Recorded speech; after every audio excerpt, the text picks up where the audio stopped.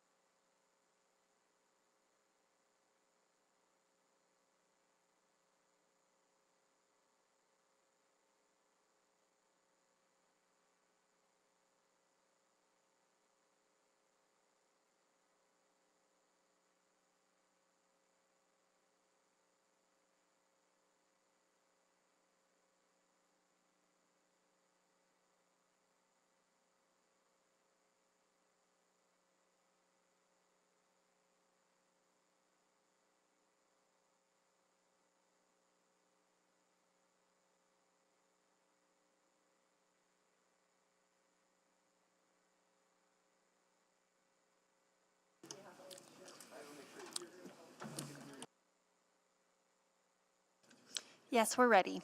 All right, good morning, everyone. I would like to call this meeting to order. At this time, I would like to acknowledge that we meet on the traditional land of Treaty 6 territory and acknowledge the diverse Indigenous peoples whose ancestors' footsteps have marked this territory for centuries, such as Cree, Dene, Saulteaux, Blackfoot, Lakota, Sioux, as well as Métis and Inuit, now settlers from around the world. And I will do a roll call of council members. Councillor Wright. Good morning. Councillor Knack. Good morning. Councillor Principe. Good morning. Councillor Stevenson. Good morning. And Councillor Paquette. Good morning. Councillor Tang. Good morning.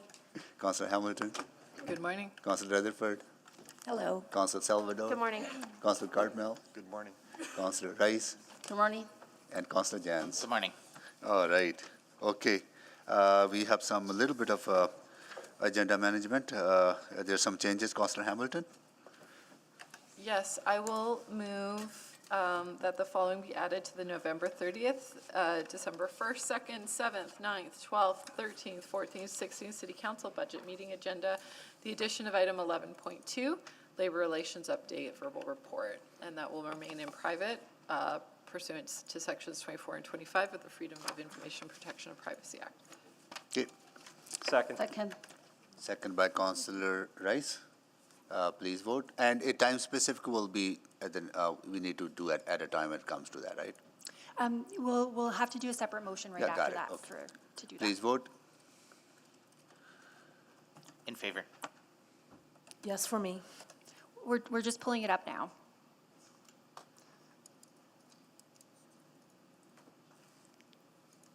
Yes, Madam Clerk. Thank you, Councillor Hamilton, and That's a yes for me. thank you, Councillor Paquette. We have all the votes. Display the votes, please. That is carried. Minutes were approved. Protocol items. Any protocol items? Seeing none, items are selected. Request for specific time on the agenda. Councillor Hamilton, can you move that? Yeah, I'll move that the following item be dealt with at a specific time on the agenda. 11.2 Labor Relations Update Verbal Report to be dealt with at 1:30 p.m. on Tuesday, December 13th. Second. Second by Councillor Rice. Please vote. In favor. Thank you, Councillor Jans.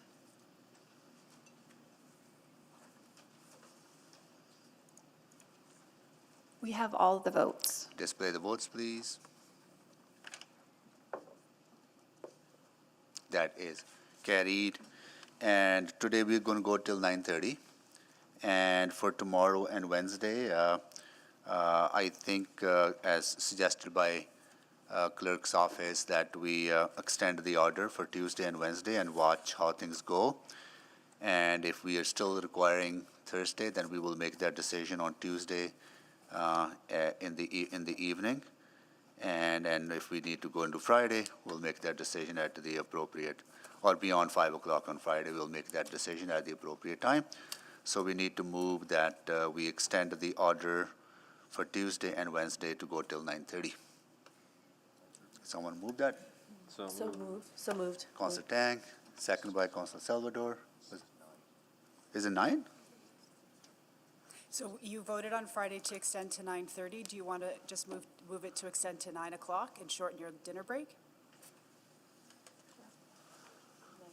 So dinner could be from 5 to 6, and you could recess at 9 o'clock.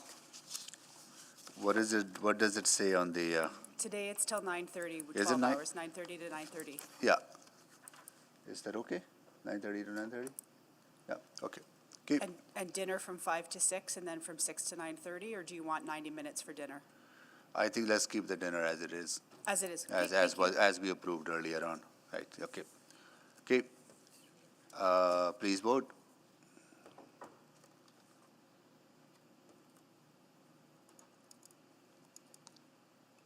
In favor. Thank you, Councillor Jens. We have all the votes. Display the votes, please. That is carried. Okay. Now we are,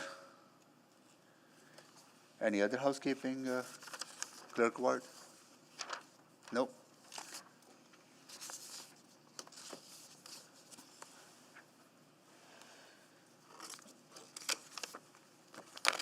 We were still on reductions, right, on the capital? That is correct. And We have Councillor Rutherford Control- next. Principe, Councilor Principe, you had anything? Okay. Councilor Rutherford, I don't have any reduction. okay. And Councilor Jans. Councilor Jans, you're next. Oh, boy. Can we bring forward then my amendment related to Lewis Farms? It's on the sheet. Can you please identify which item it is, and can you please read that into the record?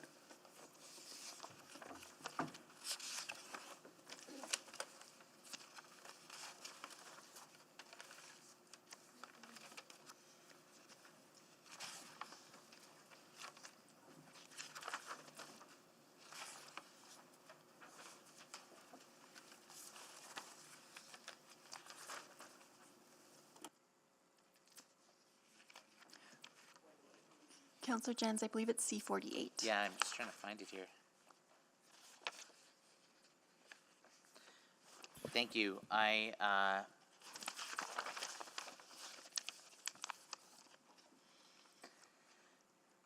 Now, if there's amendments to it, I can't read it in now as amended. I have to read it in as moved, and then we can amend it after. Is Yeah, that read correct? it as moved, please. Okay, all right.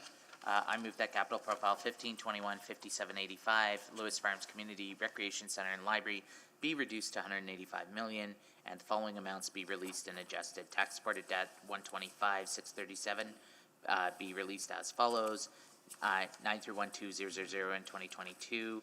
21,100,000 in 2023, 74,350,000 in 2024, 63,500,000 in 2025, and the following is to be added back into the profile: 1.5 million in 2026 and 42,125,000 in 2027 and beyond. Okay. This was seconded by Councilor Salvador. From a process point of view, before I go to Councilor Jans to introduce this item, I think is there any other item related to Lewis Farm? I think there's one, right? Would they be stacked together, or are we going to be dealing with them separately?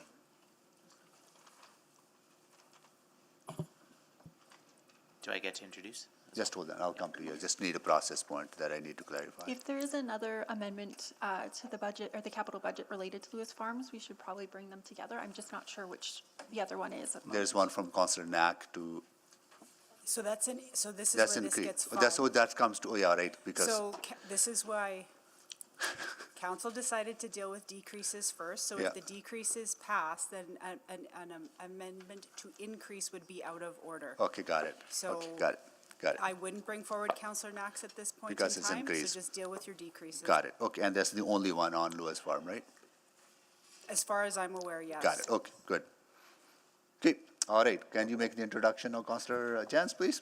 Yeah, so the Lewis Farms Recreation Center has a number of different components and a number of different amenities to it. And I will say from the outset, like I voted against it last fall. I wasn't a fan of it then. I'm still not a fan of it now. And I think in this budget situation that we're in, when we think about our goals around climate, when we think about our goals around housing and changing transportation patterns for Edmontonians, this falls into the nice to have category. It's a remarkable facility that if times were better in future and there were more funds available and a location that actually connected to transit without the additional the need for an additional 2 kilometers of LRT at again hundreds of millions of dollars. This could be a possibility, but I think we've all acknowledged that we're moving towards the mini rec model. This is our new plan, that we don't want to do any more of these master centers, and for us to be building this facility now, plus then all of the additional operating costs and carrying costs, I have major concerns about. So I understand that, we can't relitigate it. It's been decided, but is there a way to rescope further beyond than what administration's recommending? So I'm certainly interested in pairing off the ice rinks and pairing off maybe the yards, considering we're building Ambleside Yards, which is just down the Henday. I think there's some opportunities here to look at these components because, as was asked in one of Councillor Salvador's budget questions, we have almost $900 million of deferred maintenance of existing ice rinks and existing swimming pools in our city that we built that we're not maintaining, that are in danger of falling into DNF conditions. So why would we be doing a new ribbon cutting on a new twin ice rink, for example, when we have many other facilities that are going to go the way of Scona Pool if we don't take action? So we need to learn from Scona Pool. We need to learn from the closure and invest in deferred maintenance, and we can't do that if we're putting over $300 million into a new center with potential cost overruns. So that's my introduction. Thank you, Councillor Jans. Councillor Knack, questions? Thank you, Mayor Sohi. So, Mr. Laughlin, this motion would reduce the entire profile from the 311 to 185, correct? So it's not just talking about specific aspects of it. That's the way I read it, yes. Right. How much have we spent to date on this project? To date, we're in the order of magnitude of, maybe I'll say committed, Yeah. $63 million. And what does that get us in terms of, because essentially what I'm trying to parse out is that if we've committed 63, 185 minus 63, what does the 63 get us? Does it get us up to and including the district park? Sorry, maybe I should say committed on the basis of completing the work that's already under construction would be closer to 73. And that would just basically get us to raw land. To raw land. So no district park, no maintenance yard, no rinks, no library, nothing. Correct. So you would then have, that would be $112 million left to build out the recreation center, the library, the district park, and the maintenance yard, correct? Correct. So Coronation Rec Center was our most recent one approved. That one was approved at 157 or 158? Is that Sorry, I don't- ballpark? That's the right order of magnitude, 150 to 160, yes. And that was just for a facility because the land was already serviced, there was no maintenance yard. We're going to have a conversation about a library, about relocating, but that's not part of that budget. It's just for a recreation center. That's correct. Twilliger, a decade ago, was $160 million just for the recreation center and rinks and all of that associated, correct? That's correct. Clairview was 122 for everything. Again, just for recreation space, ballpark. Craig, do you have that? And that was adding into an existing rink structure, correct? Clairview is adding to an existing rig structure, yes. Yeah, so 122 with upgrade on that. And Meadows was about 138, correct? Correct order of magnitude, yes. So I ask those questions because I guess, realistically, based off what you've shared, $112 million to build out everything that's part of this site. Is that even feasible? Like, I mean, even with a redesign, could you actually even accomplish that based off all of the other projects?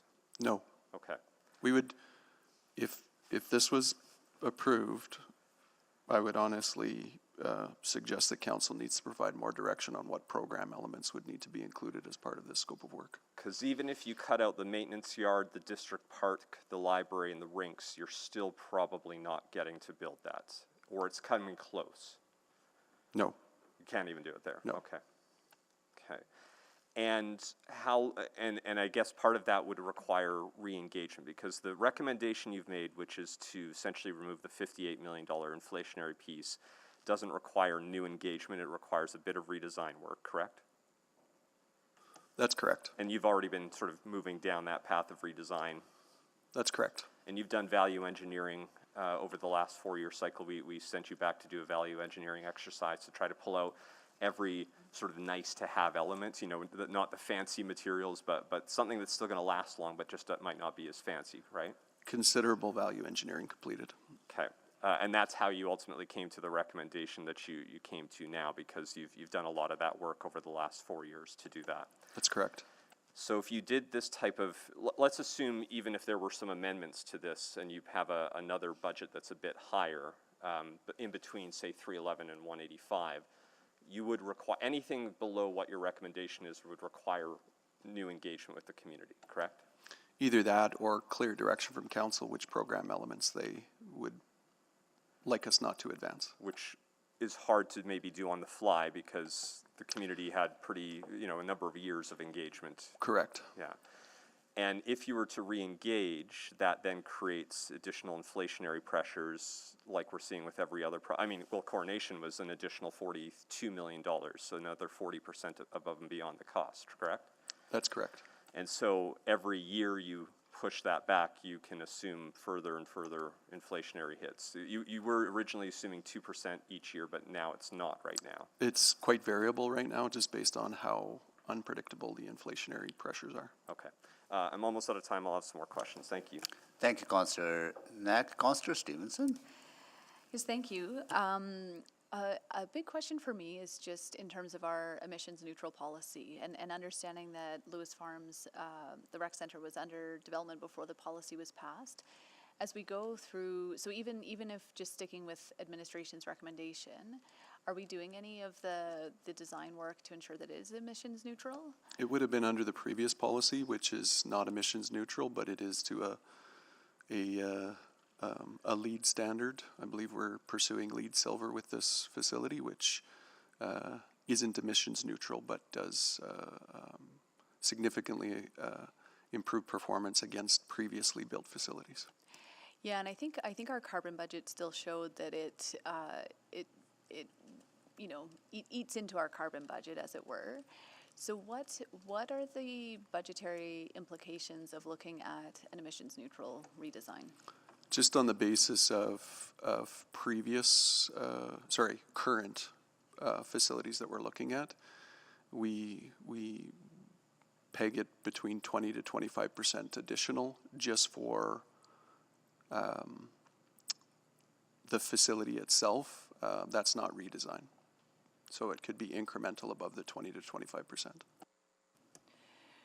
Sorry, so the capital cost would be 20 to 25. Correct. But the design may be more than that. Not sure what that would be because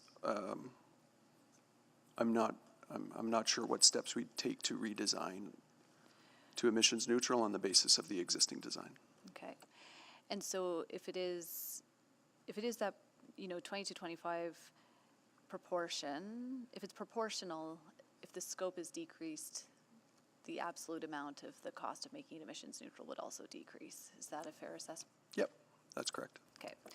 Okay, well, thank you. I will ponder that further. Appreciate it. Thank you, Councillor Stevenson. Councillor Wright? Trying to get off the list. My questions have been answered. Thank you. Okay, then Councillor Salvador? Yeah, thank you, Mr. Mayor. So I guess just one follow-up. Did I get the number right, 63 million just for the raw land?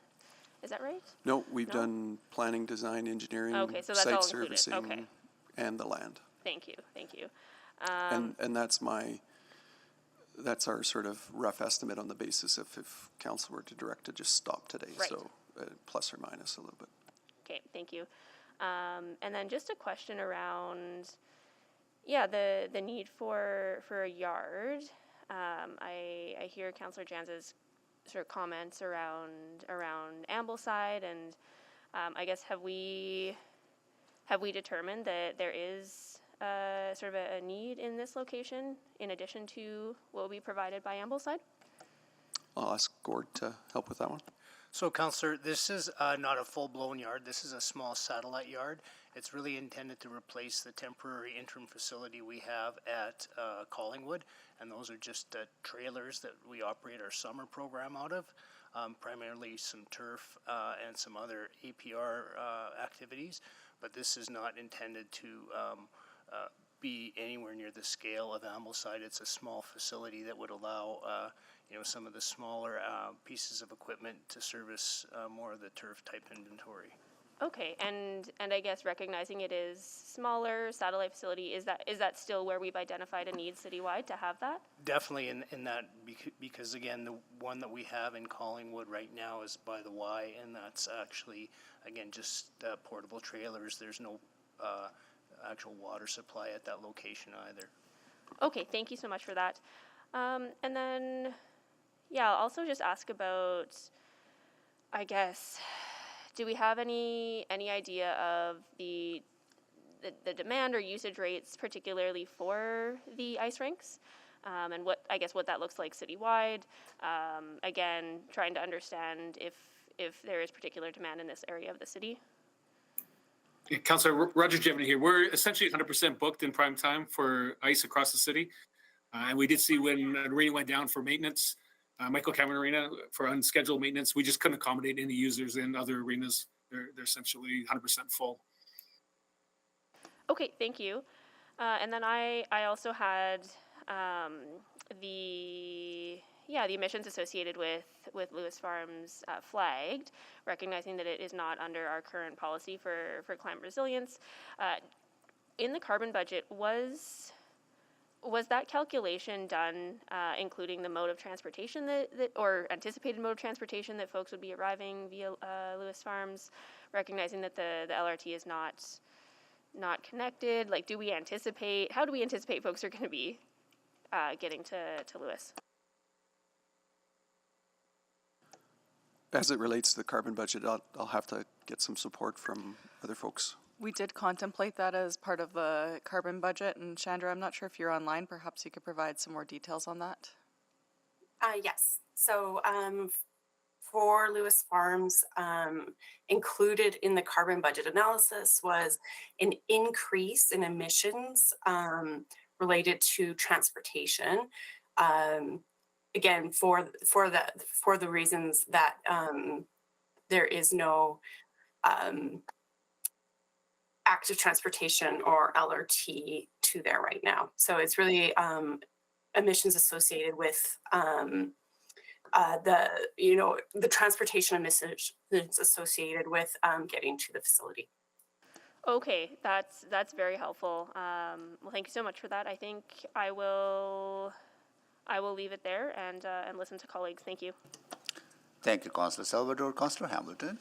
I just want to pick up on the question about deferred maintenance, because something I think we heard through the course of the public hearing was that were Kinsman ever to go down, that's it. There's no other sort of competitive pools. And I was curious, and I feel like we've talked about the arena question again and again in other neighborhoods. So I'm wondering sort of how or if Lewis will bring capacity online to allow for, I'm going to say, some shift in usage across the entire network to allow for some of that deferred maintenance to happen without net loss of access. Yeah, Councillor, we would certainly relook at how things are programmed. Also, when the Peter Hemingway pool comes back on, it's closed now for rehab, and it will be a full 50-meter pool. The short minor deficiency will be addressed during the rehab. So we would look at the Coronation Pool, Peter Hemingway, Lewis Farms, and Kinsman to look at those 3 50-meter pools and how we would use them to the best advantage. What we would lose in the redesign is just the 7.5 and 10-meter towers. We wouldn't have redundancy for those 2 specific elements. And on the rinks, This has always been identified as a replacement of future. So we've talked about asset rationalization, and this is intended to support with that discussion related to asset rationalization. That's helpful. I also, and I recall a map from 2018, Mr. Jevney, that showed I'm going to say gaps across the city in terms of recreation access. What area of the city does not have recreation access within 15 minutes of their homes? Yeah, I think there's a couple areas now. This is one that's been identified, say, since 2018. Even when the work was done on Clareview the Meadows, it was identified that this was a gap, that, from a geographic point of view, there was no facilities in the area. And when it was built out, that this would be the site to meet those needs. Mm-hmm. And how many community leagues west of the Anthony Henday have standalone buildings where they can meet or host community events? Yeah, I'm not certain on the number of community league halls or other buildings that have been built on neighborhood parks. Okay. Maybe someone else on the line has the answer, but I certainly have my suspicions as to what that answer is. The last question I have on this is around transit connectivity, because I'll share, a learning for me early on was that it doesn't connect to the LRT, but, and maybe this is a good question to Mr. Seabrick, as I recall, there is a planned network integration as there is with other rec centers across the city. I believe you're accurate. I'm just going to ask Ms. Houghton McDonald to provide a little bit more detail on that plan. Yes, we would be providing bus service. So we have existing service in the area, and we'd be looking at making sure that we have a connection to the rec center on the bus side for sure. Okay, thank you. One other question I had was certainly reducing scope reduces the cost of the project, but in terms of any integration of emissions or of green energy into it, that would also reduce our ability to garner those loans or grants through other programs, correct? If we were to redesign? If we were to reduce scope significantly. Oh, because your volume is that much reduced? I think it comes down to relative priorities, and I think it's been clear that certainly energy retrofits are a priority, and so it really comes down to what's available within the large number of demands that the city has related to programs like that. All right, thank you. Thank you, Councillor Hamilton. Councillor Rutherford. Yes, thank you. I'm just going to follow up on one of Councillor Hamilton's questions. Sorry, can you list some of the other areas that also do not have rec within 15 minutes? You said there were a couple other areas, Mr. Jevney, but I didn't hear them listed. We'd identified the Lewis Farms in earlier plans, and that Heritage Valley would be the next one. I think the population there south of the Henday is built out to a point where that would come up. And then future, we've looked at Glen Ridding and Ellerslie and McConaughey in the north. But we'd have to check that Lewis Farms is still the priority from those four sites. Yeah, absolutely. But will there be money left over after Lewis Farms for those areas to get recreation at the same scope and scale as Lewis? It's a multi-year plan. We've been working on, implementing the rec centers in the areas that haven't had them for many years, and will continue to need to. Certainly, there's been direction for council about the scope of future projects. Mm-hmm. Well, I go to Ms. Padbury, right? Like if we use up our debt limit, which Lewis is funded on debt, correct? Yeah, and I would think that most of your rec centers would be funded on debt. And so we wouldn't be able to really build any other rec centers till after 2029 if we were to spend our debt limit as per we've discussed previously. Is my understanding correct? Yeah, you can't build anything in the unrestricted category until after 2029. Okay, yeah, so it's not a matter of necessarily the value. Okay, can you break down, like, how much would a standalone library facility be? How much would the district park be? Like, can we get some of those numbers broken down? Well, a standalone library, I think our previous were anywhere from $10 to $15 million, maybe as high as 20 if, depending on the branch location and type. From a rink perspective, a standalone dual rink, we don't recommend single pads. They're not operationally effective. Yeah. Anywhere from $25 to $40 million. District parks, again, depending on the size and scale, anywhere from 10 to 15, Greg? Yeah, that's correct. And then is the district, just a question on the district park, because I know there's other district parks that have plans, but they're not necessarily, the whole plan isn't built out. So what is the vision for Lewis? Is there a plan, and then what elements of that district park are being built out? Or are we full-scale building out the whole district park? Building out the district park. Okay,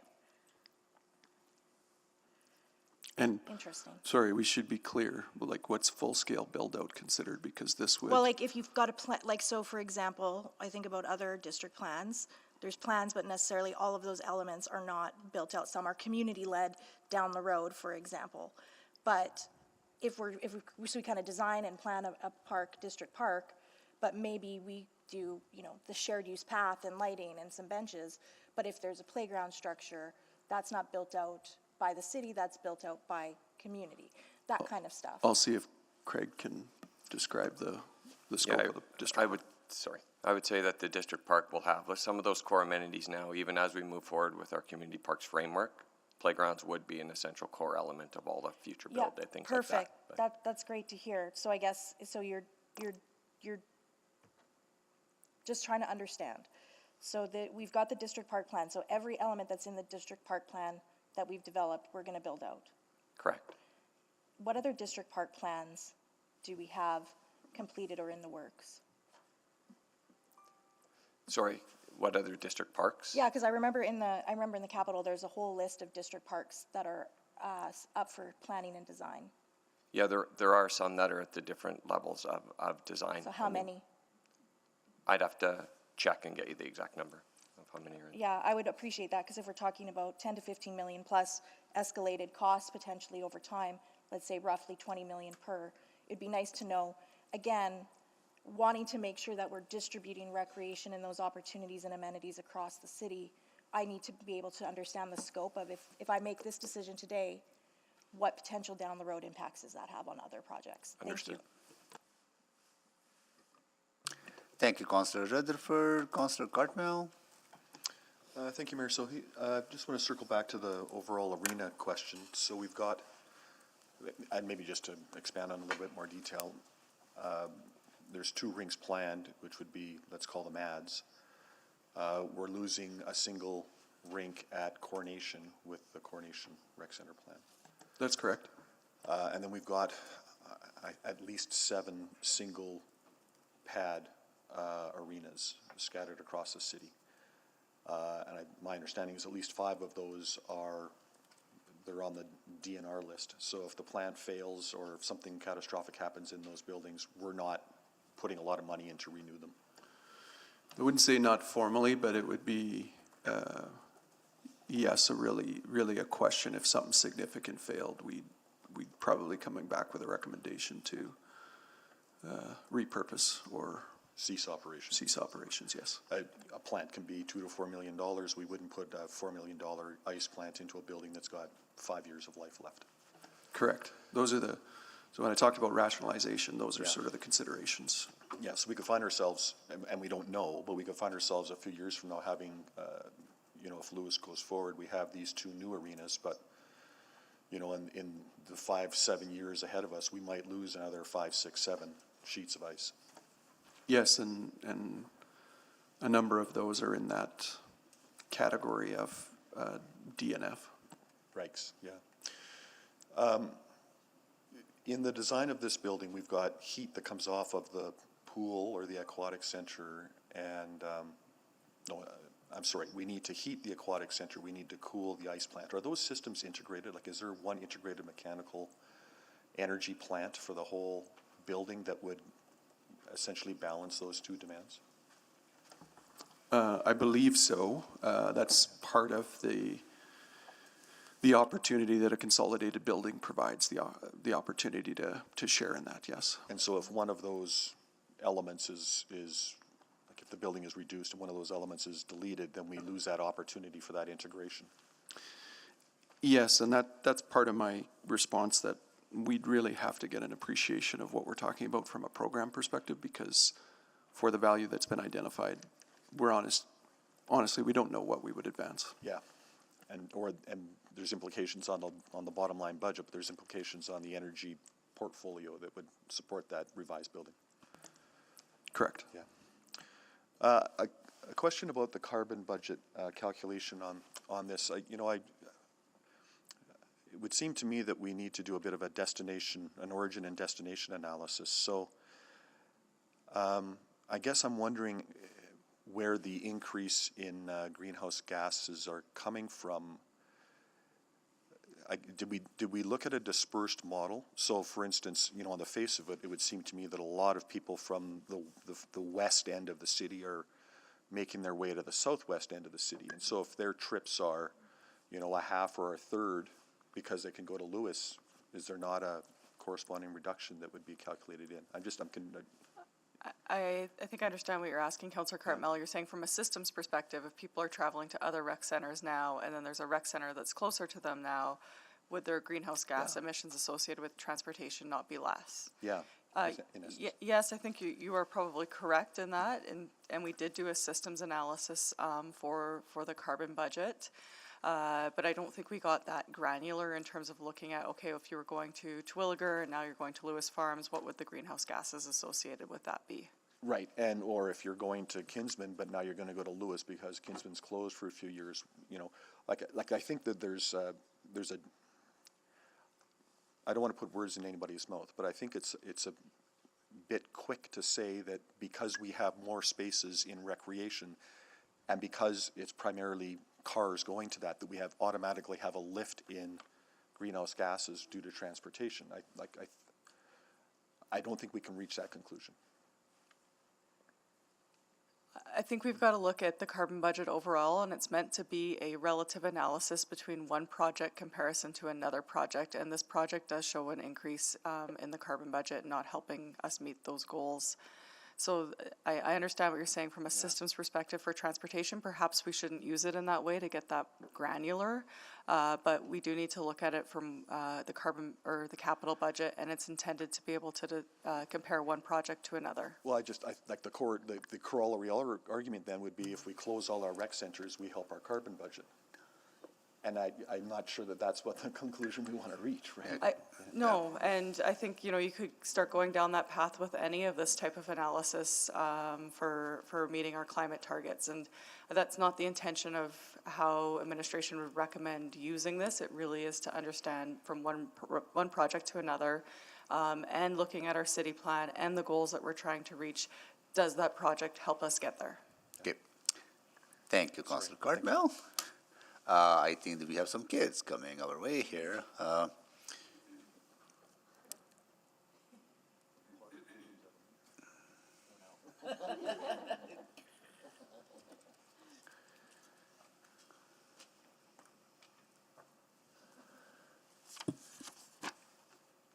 All right, we have with us grade 6 from Astor Starkman School with their teacher Chelsea Benson, and they are from Ward Fihesawan, represented by Councillor Cartmel. Thank you so much for joining us.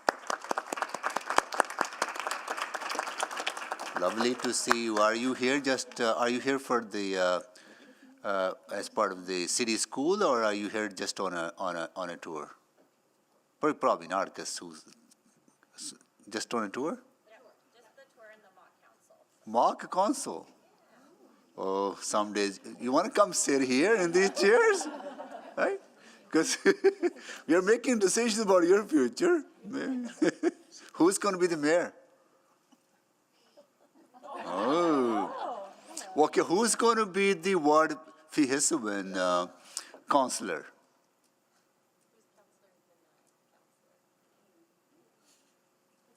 They'll have to have an election. You haven't made that decision yet? Okay. Well, what are you talking about? What is the topic of discussion? The Take a Big program? Tag a bag program. All right. Well, good luck with your decision. Thank you for having us. All right. Thank you so much for joining us. Good. All right. Okay, we go next to Councillor Principe. Thank you, Mr. Mayor. My question is to the mover, and I'm sorry if you had explained this earlier, but I see that it's a reduction to 185 million, but then an addition to the profile in later years. I see 1.5 million and 42 million addition back into the profile. Can you explain that? Well, I wanted it to go to zero, but this was the compromise, so I'll have to defer to the clerks how they. Can I ask that of administration Yeah. then? Okay, yes, thank you. I suspect it's a cash flowing exercise out of 1 year into a future year. So the value reduces to 185, but on the basis of the existing profile, there'd be movement of dollars from 1 year to other years based on this reduction. So. Not totally sure, but I suspect that's what it is. Okay, so yeah, it looks like there's an addition to it. When I did the calculations, Yeah, Councillor, It- sorry to interrupt. The addition is really just a cash flowing exercise, knowing we'd need more time to redesign and we'd have to build a bit later than we would currently be. So it's really a cash flow exercise of a reduced facility. okay, but then the total amount would actually be $228 million, is that correct? Or No, it would hold true to the 185 in our cash flows right now is what we would try to design for. Okay, good, thank you. That's it for me, Mr. Mayor, thank you. Thank you, Councillor Principe. Councillor Wright. Hi, I do have questions now. Go ahead. So, do we have, I know we've talked about in future sort of rec centers, scaled back designs. Do we have any of those in place, like with a cost estimate? We're currently working on Rolly Miles. That's a facility that's purely a swimming pool, some rec and some community. So from a program perspective, very different. No rinks included in that? No rinks. Okay. And I'm sorry, the cost I'm blanking on right now. That's all right. I think the current estimate is around 75 million, but you're right, the arena already exists, the district park already exists, the library already exists, so it is just a portion of the overall needs in the neighborhood. And then and is that's not a competitive pool? No, that would be an Being considered. 8-lane, 25-meter pool. Okay. What would it be to scale back the pool at Lewis Farms? Would there be savings there? That was our recommendation. That's the 57? Yes. Yeah, okay. And what costs would be incurred if this was deferred maybe to the spring supplemental adjustments? So that we can take a look maybe at how we could better accommodate not only the Lewis Farms area, but sort of total costs maybe for other areas of the city as well. You'd mentioned Heritage Valley, Glen Ridding, Ellerslie. Well, I think from where we're at in the project and how this project has advanced checkpoint by checkpoint and revisited, I think it's advisable to council to make a decision on this, not to defer. Okay. We have active contracts in place out there. Work is physically underway. Okay. And I wouldn't advise against another, let's pause and take another look. From a priority perspective, and Roger can speak to this, this has been identified as the next rec priority, or maybe not the next, the current rec priority. So I think if it's a question of let's take another look, I think it's been looked at a number of times, and I think it's either a direction from council around budget or program, or proceeding on the basis of administration's recommendation. That would be my advice, Councillor Wright.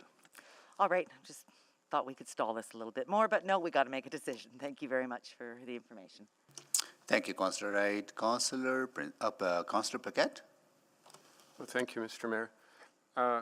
So Councillor Rutherford asked some good questions about the costs of like sort of standalone facilities, and the numbers you gave, were those the numbers that they would be if you were tasked to develop those now, or were they what we spent then?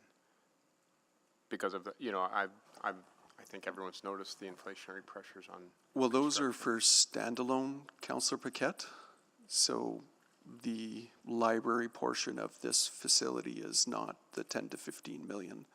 The benefits that you have of building the library as part of the facility, it's I understand that. significantly less. I meant, so let's say we tag a standalone at 10 to 15 million. Apologies. Current. And those are order of magnitude estimates. So they could be the minus 50, well, they're not could be, they are the minus 50 plus 100% in terms of accuracy. So they could see an inflationary impact as well. Right, okay. So I don't remember, but maybe legal would want to hop in, but were any contracts that we had, oh, you know what? I can't ask this in public. Okay, forget it. Next question. You know, just, I guess it's the last question I have about greenhouse gas emissions in terms of construction. Does it really make much of a difference between one large build or multiple smaller builds that would use essentially the same amount of materials, if not more, if you do the smaller builds? Oh, I think you actually use more material. Yeah. On individual builds. In terms of performance, I think there are opportunities or advantages of a co-located facility because you can leverage common mechanical systems, common electrical systems, sort of the opportunity to share in performance of the building. Yeah, like 6 houses or a unit with 6, or a building with 6 units. Definitely. Similar concept, yes. Yeah. Okay, all right. That's it. Thank you, Mr. Mayor. Thank you, Councillor Paquette. Councillor Rice. Thank you, Mayor Sohi. So the question to administration. And based on this number reduction, and I did the quick math, I want to confirm if my understanding is correct. So based on some reduction and also based on some give back, so right now the total reduction is $141.3 million, right? Sorry, I think the reduction is as stated in this motion. So you're going to reduce to 185. Yeah. And in doing that, you are going to release $125 million in tax-supported debt in certain years and add back in the other. And that's still, when you take the additions and the reductions, yep, you still get to the reduction that's trying to be achieved. So that is what I did. I did the reduction 185 and then add back and the 1.5. Sorry, reduced to 185, not a reduction yeah, of 185. Oh, okay. So that's the difference. Thank you. Thank you for that clarification. So because the reduction will result in scope change, then scope change will result the schedule change. I just want to understand if this reduction in place, what's a completion date for the scope change, the project? Wouldn't even hazard a guess at this point. Couldn't tell you because this is a significant change to the scope. This is a significant change to the budget, which would be a significant change to the scope. And as we've said, we'd have to go back and either engage or get direction from council on program to build to the budget. Okay, so that means, and then impact and for the entire timeline for this project. Correct. So for me to ask this question, because I heard my colleagues brought very important points, how the funding could save from this project to benefit other recreation center. If the timeline, for example, and it's my understanding, and we built the recreation center unit take like around 10 years average. So that means even though we reduce the funding, we change the small scope, and the finish time could still be like from now for another 10 years or 8 years. And then by that time, so the tax supported debt already have the different situation, have the different room, and for the different recreation center. Because the city is not in the situation, so I just want to confirm with you, and to build this several recreation center at the same time, right? And we have to follow the certain order and a certain prioritizing timeline. So I don't know a specific time frame, but certainly as this gets pushed out, with the reduction, the debt portfolio does look different, and you're getting closer to that date that Stacy mentioned of 2020. Sorry, I forget the date, but I think it's 2029. Yeah. 29 right now, 2023 or almost there, and then 6 years, and then. So it all depends on Yeah. if this is approved. As I mentioned, we need certainty on program, and that either comes directly from council or through engagement. And so not real sure on what the schedule would be. Okay, so that's a little bit concerning for the schedule sense and how they integrate with other timeline of future development. Another thing is with this reduction and then also the scope reduction, so that means for the future and for the reduced scope change will be built in the future again, or we just end at here? From planning and design perspective. So if we're going to build in the future again, and is not redundant work to do that planning and the design, because you need the planning and the design is not cheap, and you need lots of money for the big infrastructure project as well. So to me, and I want to look at, is there any repeatedly cost will happen in the future? Thank you, Councillor Hayes. Oh my The God. repeated Thank you. The repeated cost would be new planning and design. Because for this value, That's I want to confirm. this value, I feel we'd have to redesign. Okay. Thank you. Councillor Wright, can you take the chair, please? I have the chair. Yeah. So Lewis Farm is the last of the 5 rec centers that were planned in the earlier, I think 2005 Correct. rec plan, right? And Correct. I remember having conversation. They were all staged to kind of spread out the cost because we couldn't build all of them together, Correct. right? And I just want to focus on the emissions component falling on Councillor Cartmell's. If I understand correctly, these are community emissions. These are not construction emissions, right? Or emissions from the facility. Emissions from the facility as well as community emissions. We did not include embodied carbon, which Got would it. be construction emissions in the carbon budget. Okay.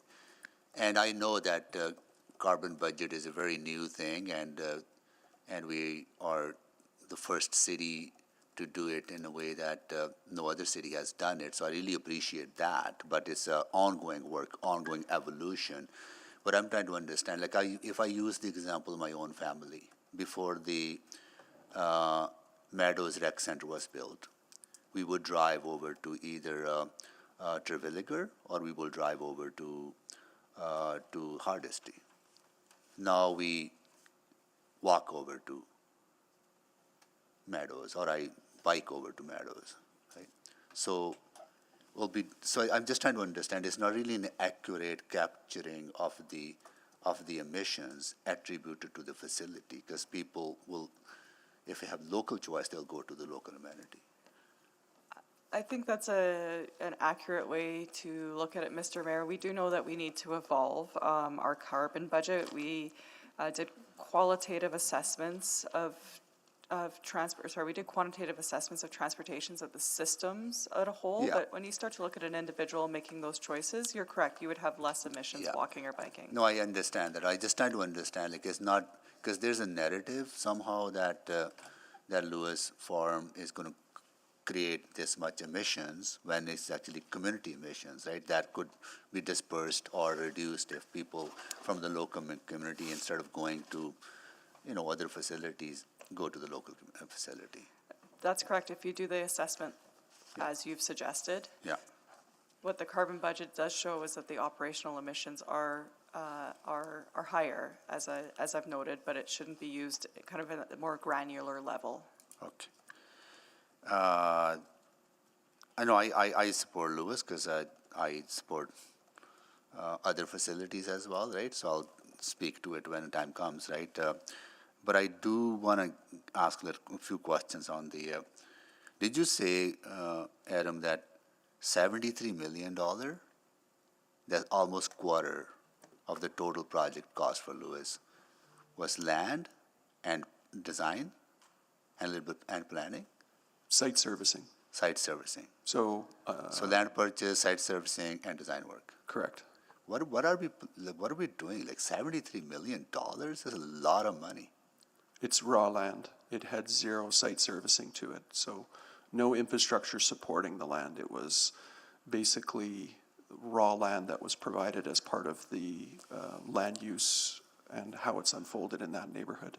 Yeah, it's really, I'm just, if I come across, I'm just kind of, when I heard that number, and again, hearing number that it cost $25 million to $34 million to build standalone 2 sheets of ice. Like, do we do comparative analysis around how much is costing maybe someone else to build these facilities, right? I'm just concerned about the amount of how costly these things are. That is the price of these facilities. The market dictates the price of these facilities on the basis of the competitive bids that we put out. Yeah, but the site servicing and all that, is that done by, like, to do that one through competitive bids? Yes. Okay. Yes. And the design is through competitive bids? Yes. Okay. I maybe need to dig deeper into that. I'm just shocked how much money is costing us. Well, this is aside from Lewis. I don't want to, but on every facility that we touch or we plan, right? It just don't know why. Is it comparable? Is it comparable? Yes. If you compare square footage of costs associated with this facility to some of the previous facilities that have been mentioned, and you overlay that with the escalation, that is the price. Yeah, maybe this is a side conversation that we would have to have maybe on a longer term, right? What we are comparing to our city-built facilities, not to private sector facilities, right? So okay, if I I'm out can of time. just, Sorry. when you build though a city facility under a city policy, it is difficult to compare to a private facility that may not be constrained by some of the policy objectives you place. Maybe it's policy that needs to be revisited or looked at. Okay, I'm out of time. And I will take the chair back. Chair return. And I'll go to Councillor Knack. Has Councillor Jans had a first round of questions? I think he just introduced it. Oh, Councillor Jans, you have more questions. Yes, go ahead for questions. Thank you. How much would it cost to get the LRT from the stop to the rec center? I think we estimated anywhere between $200 to $300 million just based on the lineal costs. Okay, and if the Kinsman was to say close, what would be the plan for the programs? Roger? When we've shut down in previous years, we did our best to allocate those groups in other pools and other city facilities. Also looking at private facilities like the Y's and university where possible.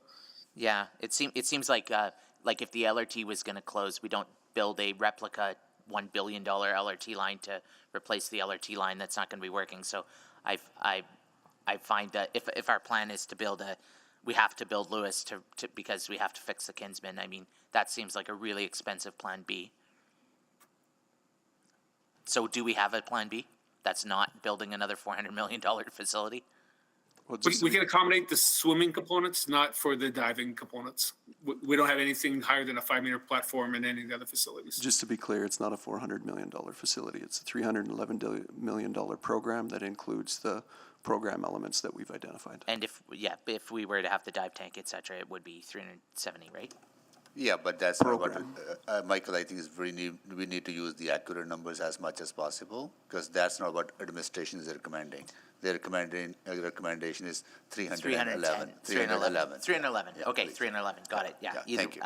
Sorry, I lose count after 100 million. Yeah. Okay, and so one thing we heard last year was that, this was promised, and I asked in my written questions, can we have a list of all of the things that have been promised throughout the city? And I can't find it, and I don't think admin, why do we keep hearing this rhetoric about, this neighborhood was promised the LRT, or this neighborhood was promised a playground, or this neighborhood was promised a multi-facility? So if I'm to be honest, I don't think administration promises any facilities. We work through the capital budget in a methodical way and make recommendations. I think if community believes they're promised something, it can sometimes come out of the engagement that we do, where they have an expectation around what they share as an asset that they want. But I don't believe that administration makes promises to communities. And Councillor Jans, if I may add, it does not suggest that it's a promise, but this has been something that's in the area redevelopment plan since 2007, and so that would create an expectation with the community of what would happen, but no deadline on that expectation. not a deadline, no, Yeah. just suggesting that it has been in there since 2007, which is, I can't do that math on how many years ago that was. 15 years ago, thank you. Yeah, and again, these expectations were elevated before city plan, 2005, I think, oil was very high, and it was a completely different economic circumstance than what we have now with inflation and recessionary costs and everything else.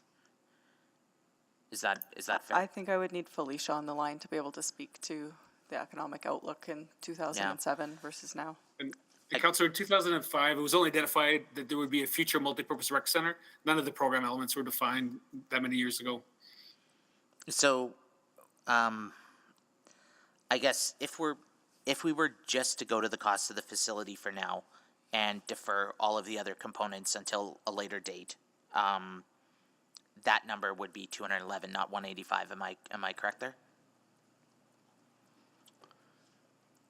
Well, that wouldn't be the total amount of the project, because remember, there is the site servicing and the land costs and the design costs.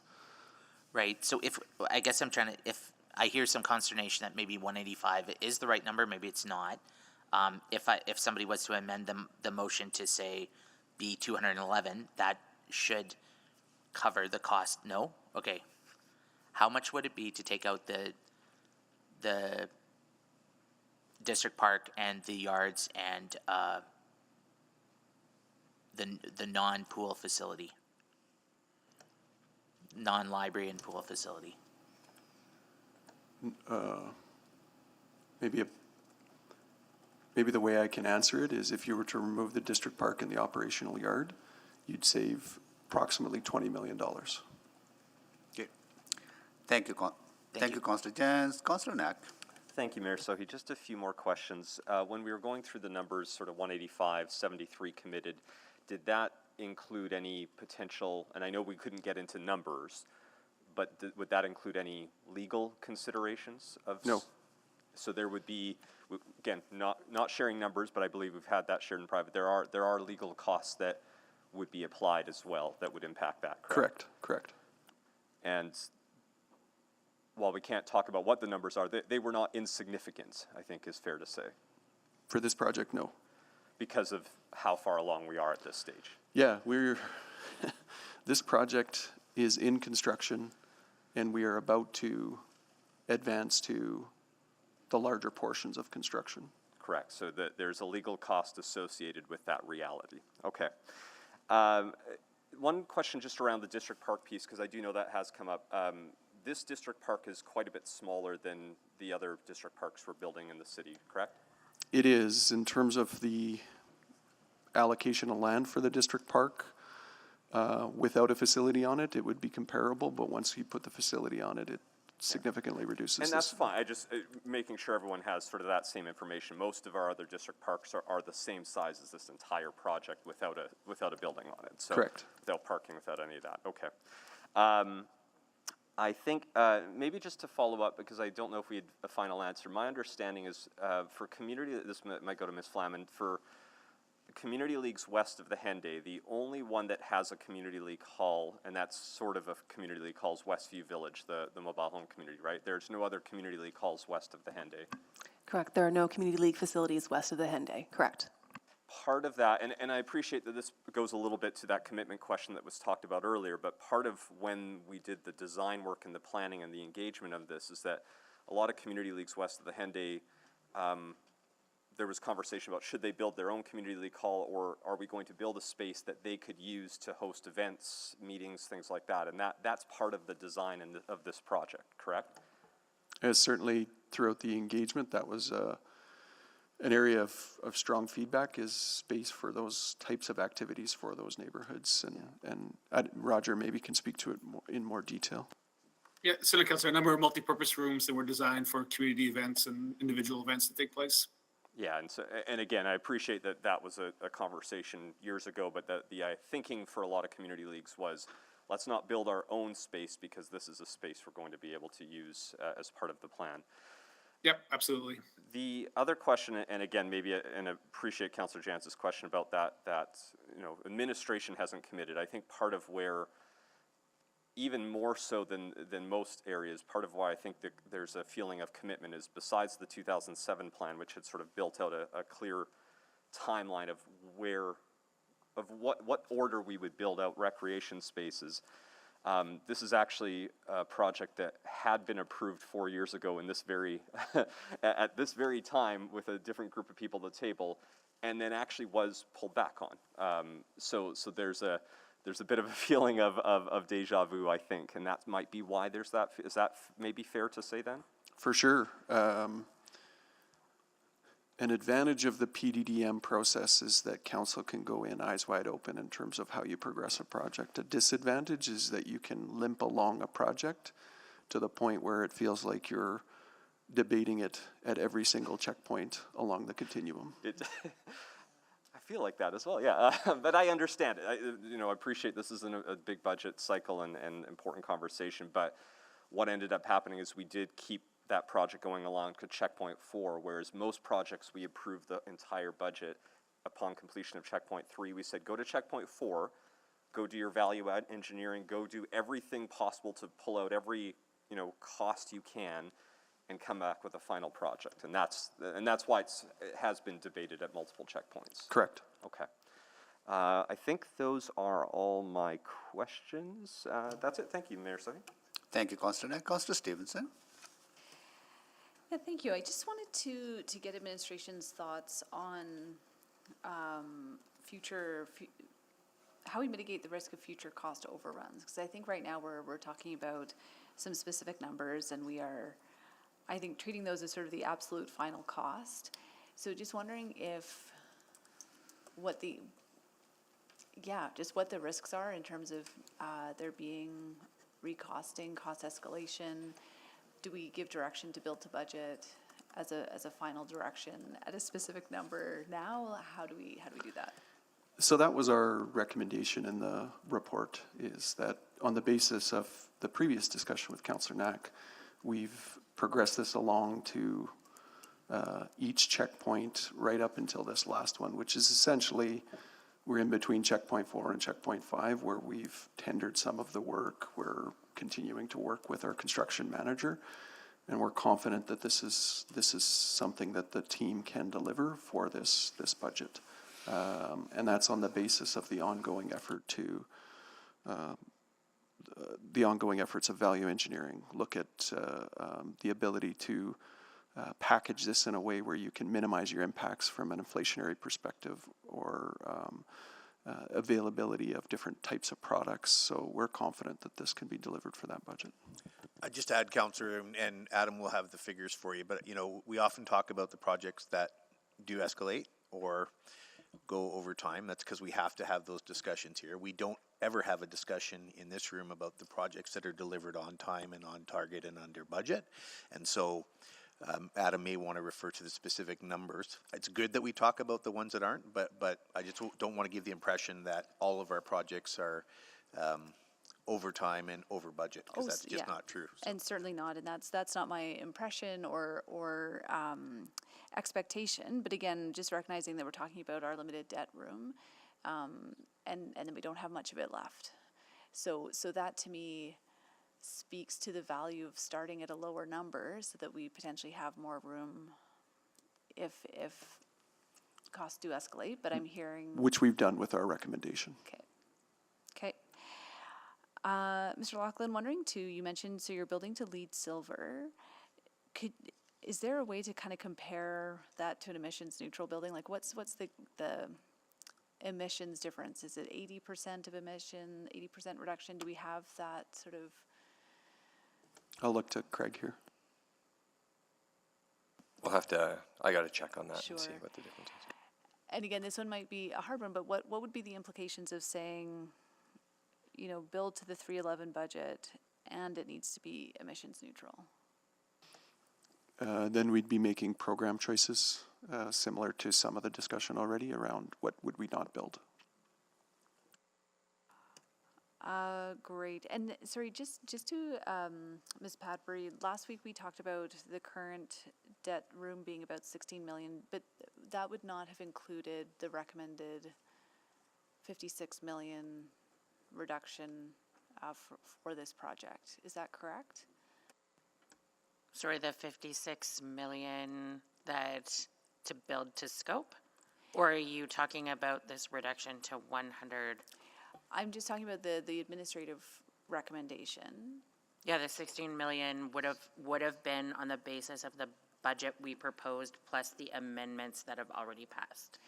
And when you say the budget you proposed, that does include the 56? It did not include the 56. It did not include. Okay. No, that's just so if I were to do some napkin math, it would be 56 million, the 16 that you identified, and then I think 20 from the Nature's Backyard that we decided last week. So yeah, we can run those numbers in the background and confirm them. Okay, that would be helpful context for me. Councillor Stevenson, are you looking for what the debt room would be if this passes, or prior to this passing? Prior to this passing, but with administration's recommendation. Okay, so I can give you those numbers. So prior to this passing, you're looking at debt room of $36.7 million. And then if this passes, the debt room would increase to $203.3 million. Could you tell me, sorry, that first number, it's lower than 56, which is confusing to me. Yep, so there were some amendments that were done between the impacted tax supported debt as well, and there's also some cash flowing beyond 2026.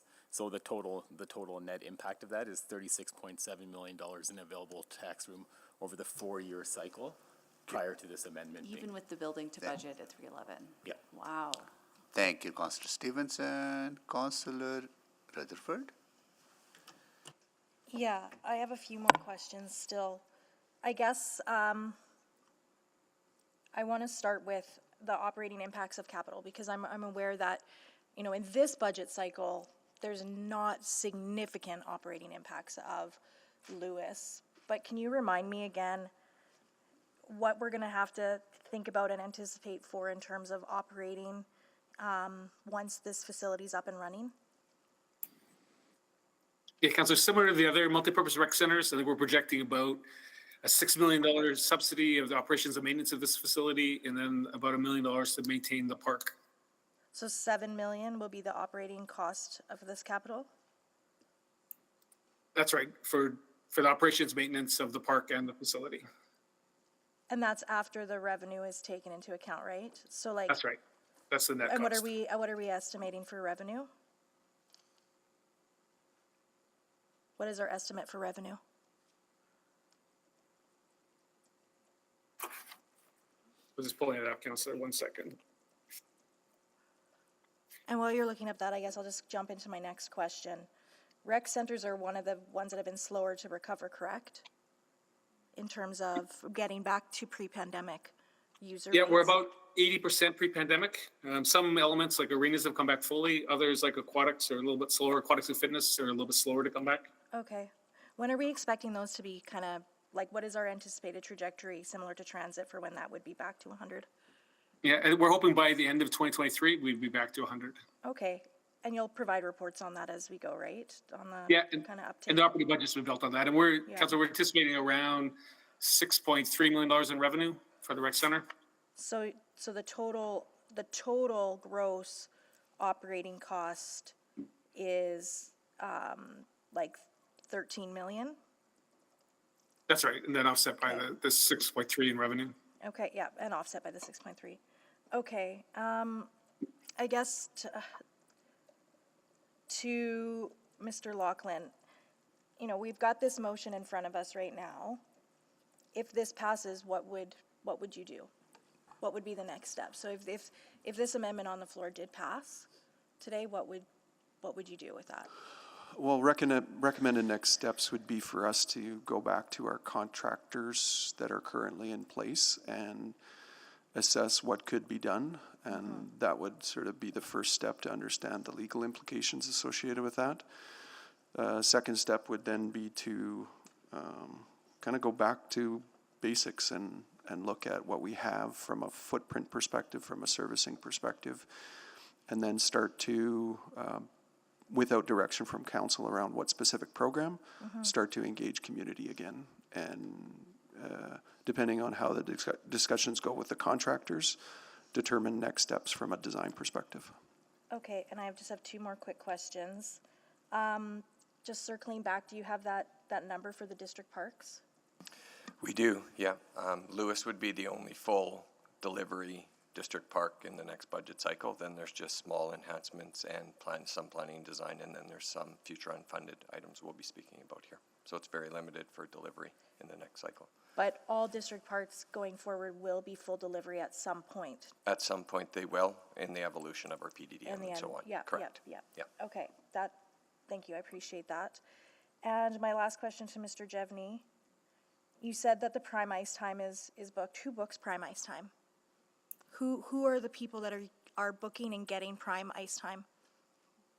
It's mostly minor sport groups, almost exclusively minor sport groups in the prime time. There are adult groups later. There's a combination of hockey, figure skating, ringette are probably the biggest users. Yeah, but it's fair to say that some of those groups may not be local to that area, that they would be driving from other parts of Edmonton or the surrounding. Yeah, that's right. In Capital areas like region. Lewis Farms where there are no rinks, those athletes are traveling to other arenas and, Sure. and this, the way the schedules are put together. Okay, my last question quickly. In getting to this, did we approach Parkland County or Spruce Grove? Like, is there any, knowing that there will likely be people from those areas that are using it and benefiting from this rec center, was there any discussion at any point about collaboration on capital investment? There was both with Parkland County, with Enoch, with Spruce Grove, and with Stony Plain. But it fell through? Yeah, there's no partnerships going forward on this one. Okay, thank you. Thank you, Councillor Rutherford. Any more questions on this? Councillor Wright? I'm sorry, I'm having trouble getting on the list again. Go ahead, Councillor Wright. Just in regards to the rink usage, how much public skating time is allotted? Yeah, public skating is generally about an hour a week in each of the smaller single pad arenas, and then there's some drop-in shinny hockey as well. And they're primarily booked out to user groups. An hour a week for the public to come and learn to skate? Yeah, for each sheet of ice. And what about public swim times or swimming lessons in the pool? Yeah, pools are more drop-in oriented. It's probably, I think about 80% of the time is available in pools for drop-in use and about 16% for rentals. Okay, is there any, I guess, I don't know, private or organizational held facilities like for the hockey and ringette use in the city? Yeah, I think there's about 31 sheets of ice that are city-owned, and then about 7 that are operated by others, some private, some institutional, like the university. Okay, and then, so those, like, for the universities, then, they provide that for minor hockey as well, or is that just for adults? Yeah, they allocate it to meet the school needs for their university sport, for the phys ed program, their intramurals, and then if there's time left, they make it available to the community. Okay. All right, thank you very much. That's all I have. Thank you, Councillor Wright. So that, any other questions? No more questions on this, so that closes the question part on this amendment. Now to speak. Please sign up to speak.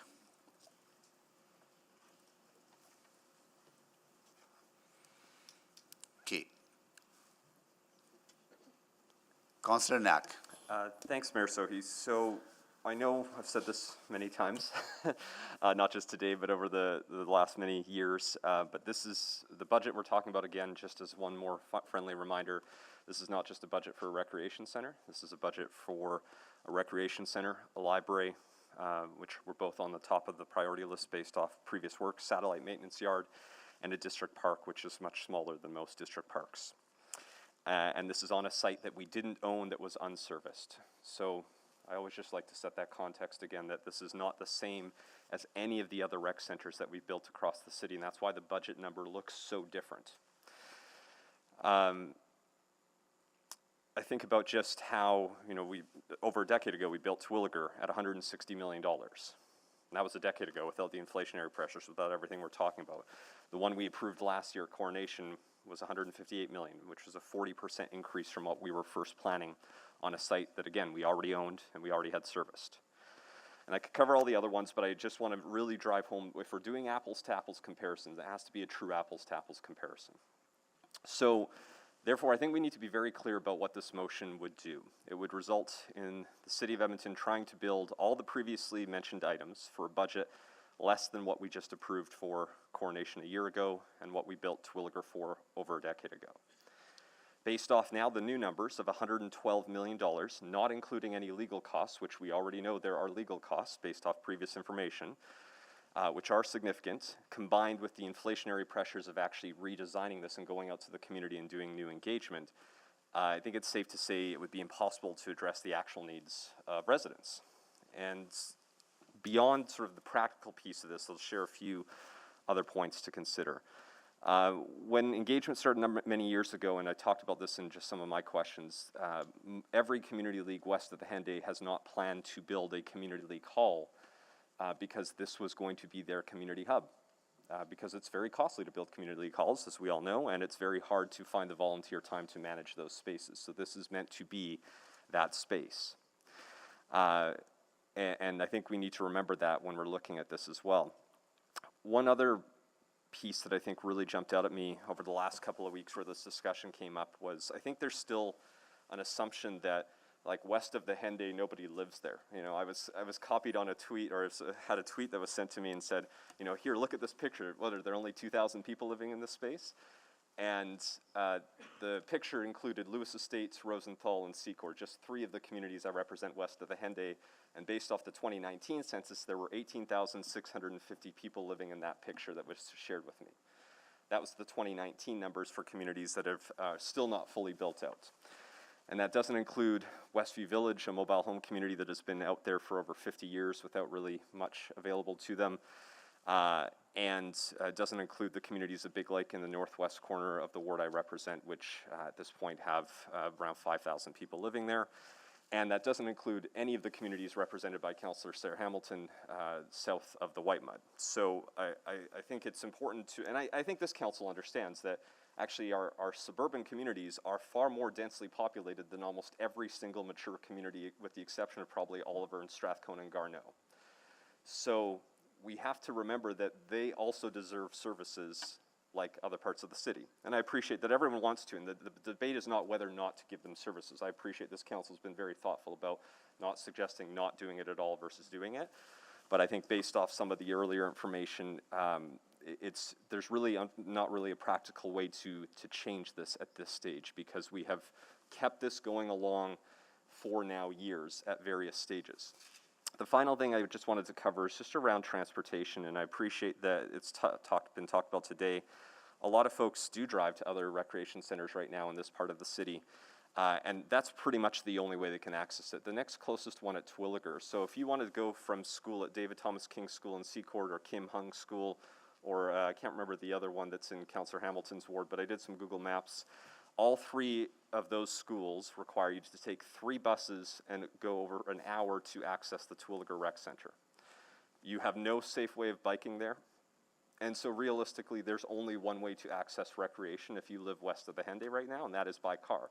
And many others might still in the future continue to access this space by car. I appreciate that. But if we want to have any chance of people being able to live in a 15-minute community, we have to build spaces like this, and we're going to connect this with transit. And I think it's important to deliver on these commitments, which has been done thoughtfully over the years, value engineering, cost savings. I think it's time to go. Thank you. I'm out of time. Thank you, Councillor Knack.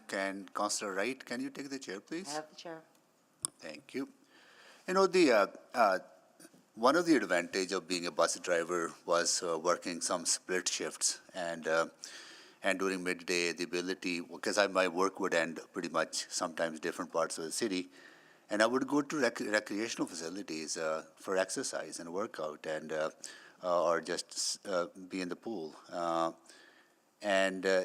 I really came to know how much Edmontonians love recreational facilities. So when I got elected, I started advocating for building the Meadows Rec Center. And I remember the discussion during budget. It was a 7-6 vote. And I was hearing arguments from my colleagues, the same arguments that I'm hearing today, that it is too far into the suburb. Mayor Mandel made that argument that it's not time to build Meadows yet because no one lives there. And I was hearing that argument from my other colleagues. But 5 years later, when that facility opened, it was packed with people. It was surrounded by single-family homes, duplexes, apartments, the most dense community in Edmonton with the largest number of young people, the Silverberry area, the Laurel area, right? If you go there today, you will find a phenomenal community hub filled with seniors, filled with parents with kids, a place for community hall, a daycare. And I go there often.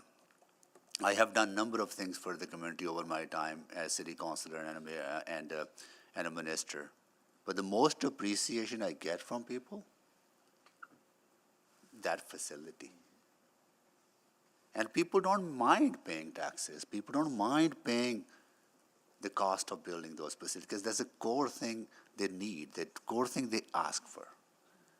I understand we have pressures in other areas. We have pressures to maintain the facilities that we already have. Yes, we will figure out a way to maintain them. Yes, there are other areas in suburban communities that need facilities. Yes, we will work together to figure out a way to provide amenities to those. But not taking away the amenity from one community that has been waiting for decades. I know we don't want to talk about promises, but we did promise. We did promise to the community that we will get them a facility, a library, 2 sheets of ice, and other facilities. Right? I hope that we can support this as proposed by the administration, to build within the $311 million budget. I envision Edmonton for all of us. That includes people living in mature neighborhoods, that include people who are living in suburban communities. All of us deserve equitable access to facilities, and all of us deserve recreational facilities. And I would really urge my colleagues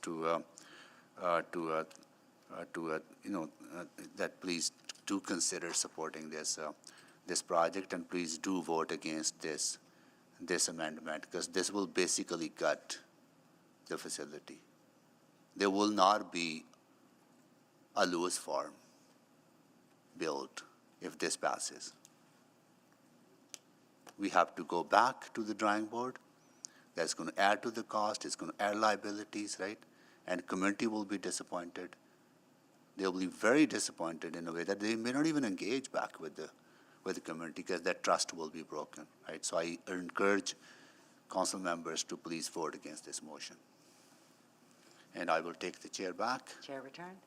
And I'll go to, before I go to Councillor Stevenson, I would like to acknowledge that we have grade 6 students from school Astor Starkman, with their teacher Sunny Chow, and Ward Pihisivan, Councillor Cutmell's ward. Thank you so much for joining us.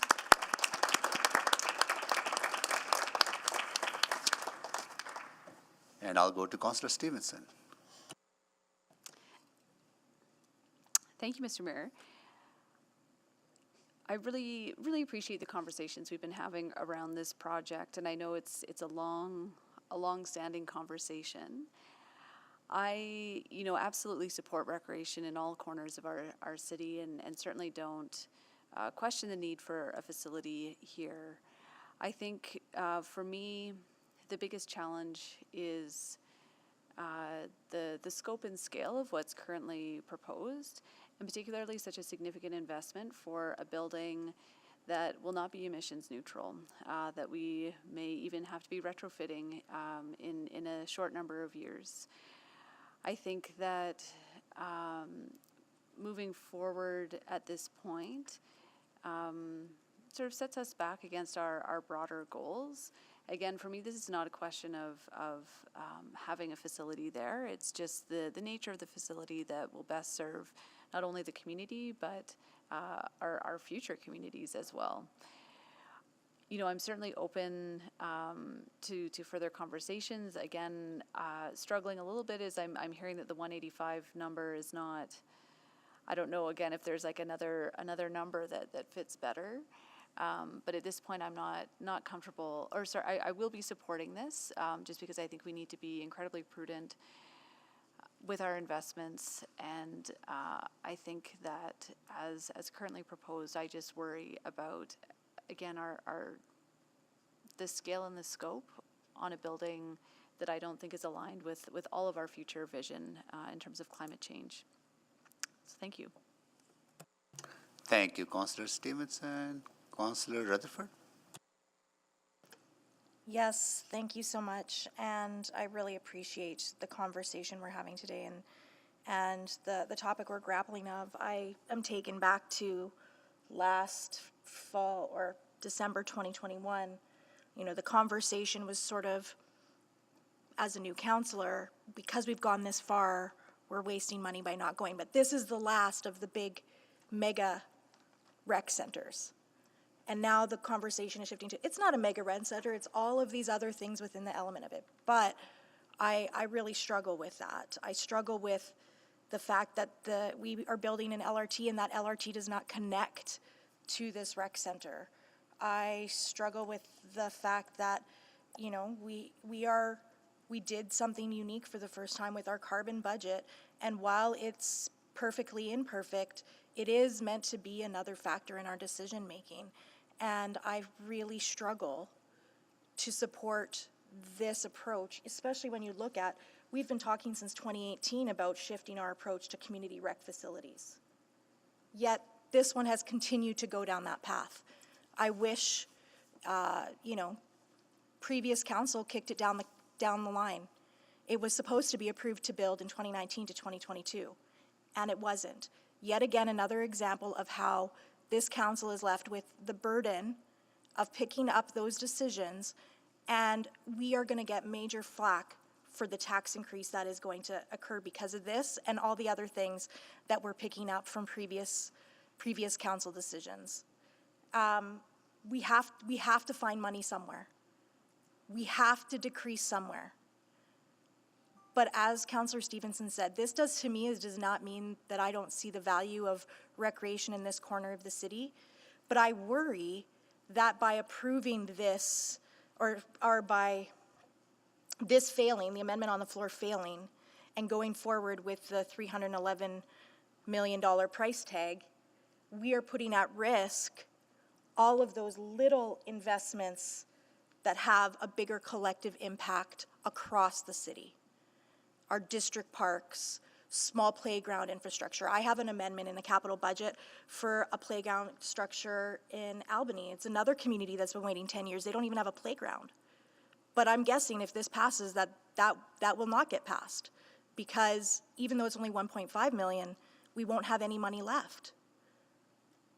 I have to think about that. I think about, the argument around community leagues, and I think that was actually, to me, a negative, because it creates an inequity. You have certain community leagues that are going to get to use a city-run facility, and other community leagues that are in mature areas that don't also have community leagues. I think about Greaseball, I think about Prince Charles in my ward. They don't have hall facilities, but they also don't have the luxury of having a city-run facility they can use as a hub. So I struggle with that as an argument to justify this price tag. I really, really do. So with that, I will be supporting the amendment on the floor, knowing it likely, it'll be a tight vote, no matter what I think. But I just can't, in good conscience, with what I know now, all of the information that I have, support an as-is approach to this recreation facility. Thank you. Thank you, Councillor Rutherford. Councillor Salvador. Yeah, thank you, Mr. Mayor. Like my colleagues, I really appreciate the conversation today and the thoughtful discussion.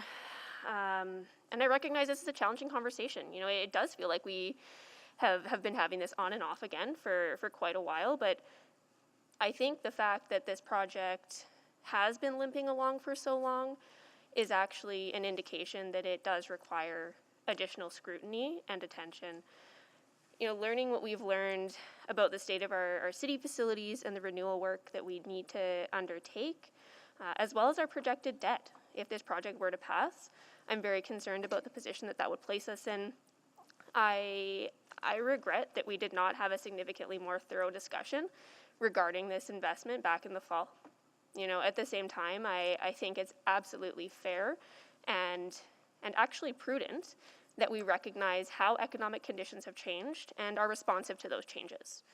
We need to be very careful about our choices today to ensure that there is future room available for our eventual renewal needs. And right now, we are on track to create what I think is a significant imbalance. Equitable access to recreation is absolutely a priority, but I worry that we'd be compromising our ability to deliver that core service in other areas. And that needs to be part of this conversation as well. And I do look at the $900 million worth of facilities that are going to fall into disrepair over the next 10 years. I don't think we have a plan that Edmontonians are going to be satisfied with for their replacement. And I don't think we're going to have the debt room to accommodate them. So similar to some of my colleagues, absolutely, yes, there is a need for recreation in this particular area, but this is about the scope and scale of the facility itself. And maybe just lastly, we have said over and over that this project is the last mega rec center. And we keep repeating that. And it concerns me that we know that, and we have sort of accepted that reality, but are planning to move forward with it anyways. So yeah, that's a major concern for me. And when we talk about the cost of outward growth, hearing some of the numbers around about $70 million of this project is for land acquisition, design, and site servicing because it's raw land. And And I look at that next to the carbon budget. And yes, the carbon budget is a fantastic starting place, needs to be refined, but it's clear to me that this facility does have a negative impact on our overall emissions. And paired with the fact that the building is not up to our current emissions neutral standards, that's a major flag. So for all of those reasons, I will be supporting the amendment that's on the floor, but again, appreciate the conversation today. Thank you. Thank you, Councillor Salvador. Councillor Hamilton. Thank you.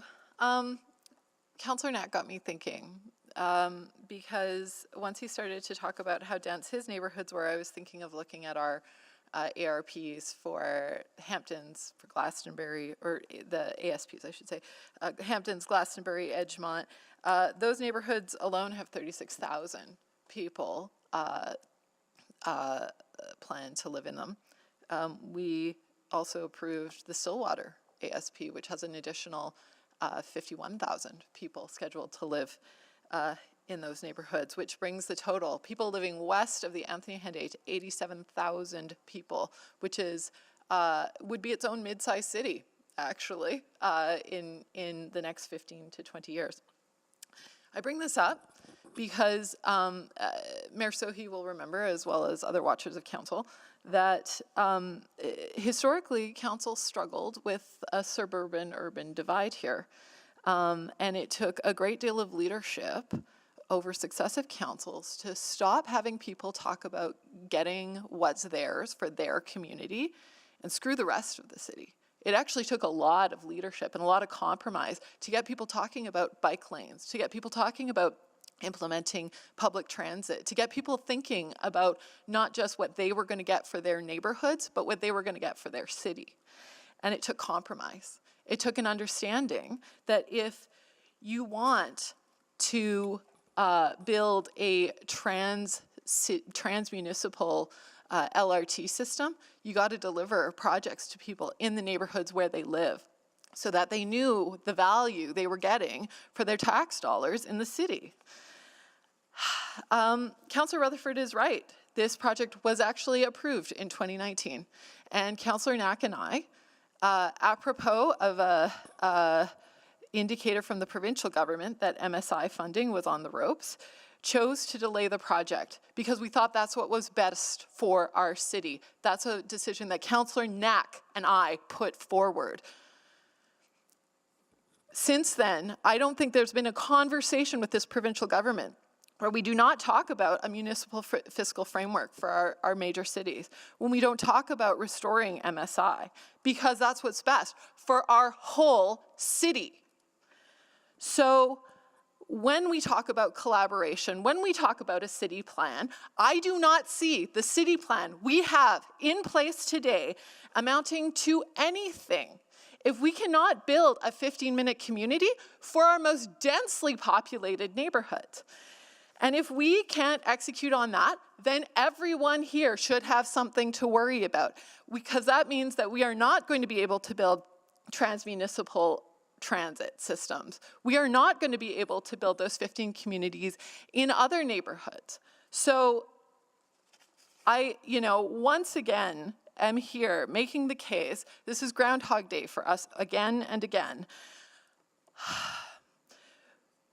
We must, I think, maintain our commitment to building a city, not building a neighborhood by neighborhood where we do not care about what happens everywhere else. That is not what great cities are made of. And as far as I can tell, nobody here ran on building a mediocre city. Everyone ran on building a great city. Thank you. Thank you, Councillor Hamilton. Councillor Wright. Thank you. Thank you very much, Mayor Sohi. Although I'd like to see savings come to help us improve our debt position and give us that debt room, I don't think this is the project that we should be drawing that from. It meets the recreational needs, not only the residents in the Northwest, but also from surrounding communities as well. And it provides a gathering place for our neighbors and communities to come together. I think further delays and scope changes will only lead to escalating costs. And I appreciate that we are in a tough position with sort of what has been sort of left to us to decide upon. And as Mayor Sohi talked about the Meadows Rec Center, it's definitely a gathering place, and it for not only just those in Southeast Edmonton, but also from the surrounding communities, from Sherwood Park, from Leduc, from Beaumont. It's a great place to gather. And I recognize Councillor Rutherford's concerns about playgrounds and parks and that in our suburban communities as well. There's, a number of new areas as well that I'd like to see playgrounds expanded and community leagues established. And maybe that's something that we can do partnering with the schools. At a great event at Dally Grove School the other day, was it Dally Grove or Pollard Meadows? I can't remember. It's Southwood Community League is partnering with some open space in one of the schools and put on a great Santa's breakfast. So, so there are opportunities that maybe we can think differently and like I said, partner with different organizations. But as far as the residents of the Northwest, I can't begrudge them this facility, and it will draw and bring community together. So I cannot support the motion before us, but I do support the recommendation that administration has put forward in the budget as well to scale back a little bit. Thank you. Thank you, Councillor Wright. Councillor Paquette.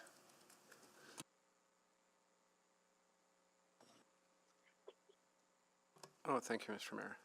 And thank you to everyone who has spoken and will speak, and thank you to administration for your hard work, and especially thank you to the residents of the city of Edmonton who have spent years engaged on this issue, faithfully engaged, one would hope. I'm hearing a lot of the same arguments that we used to hear about the LRT in the last term, ironically from different kinds of people. This project has had an enormous amount of scrutiny, maybe over-scrutinized to the point where the price tag just keeps rising. That's just the nature of delaying. And as it rises, I think about this. I think about folks paying taxes in Edmonton and how the most common thing I hear is they just want to see their taxes at work. And how do they identify that? They identify that with the amenities that they can access, with the services that they experience, with the safety and health of their communities. This motion passes. This rec center disappears, essentially. I don't know how it can be done on these dollars. And if the idea is, well, we don't like this model anymore, we want to go to a new model, okay, fair. But let's look forward then, instead of backwards, because what this means is that if this project doesn't go forward, sure, great model to have smaller rec centers everywhere. Love it. How long is this community going to wait for that? Another 10 years? 15? And what's the price tag going to be then? And another generation of children will grow up in this city where their families have been paying taxes year after year after year with no recreational facilities to show for it. It's astounding.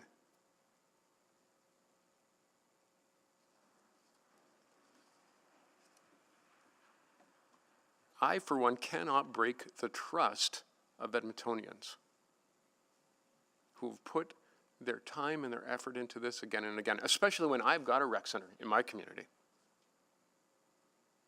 I've got one. I got mine, Councillor Knack. I got mine. Councillor Hamilton, actually, I'm not supposed to address you by name. I apologize. Call myself out on that one. My communities have theirs. boy, what a great world that would be to live in.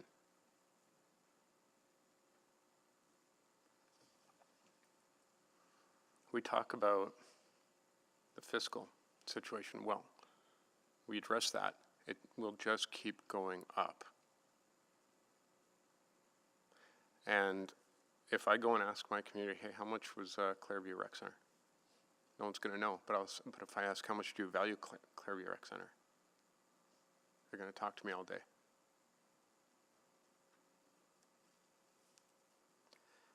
I understand that there are pressures in the now, and those are real. But what about the pressures that we can deliver on people in the long term in greenhouse gas emissions for driving?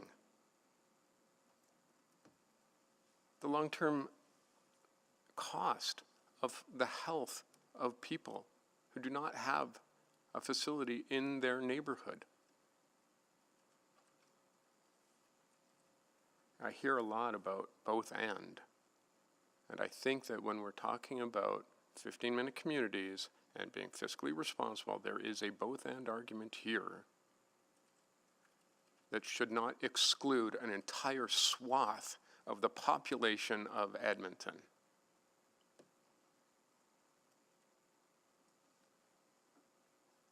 And I hear like, oh, well, we got to get everyone downtown. Sure.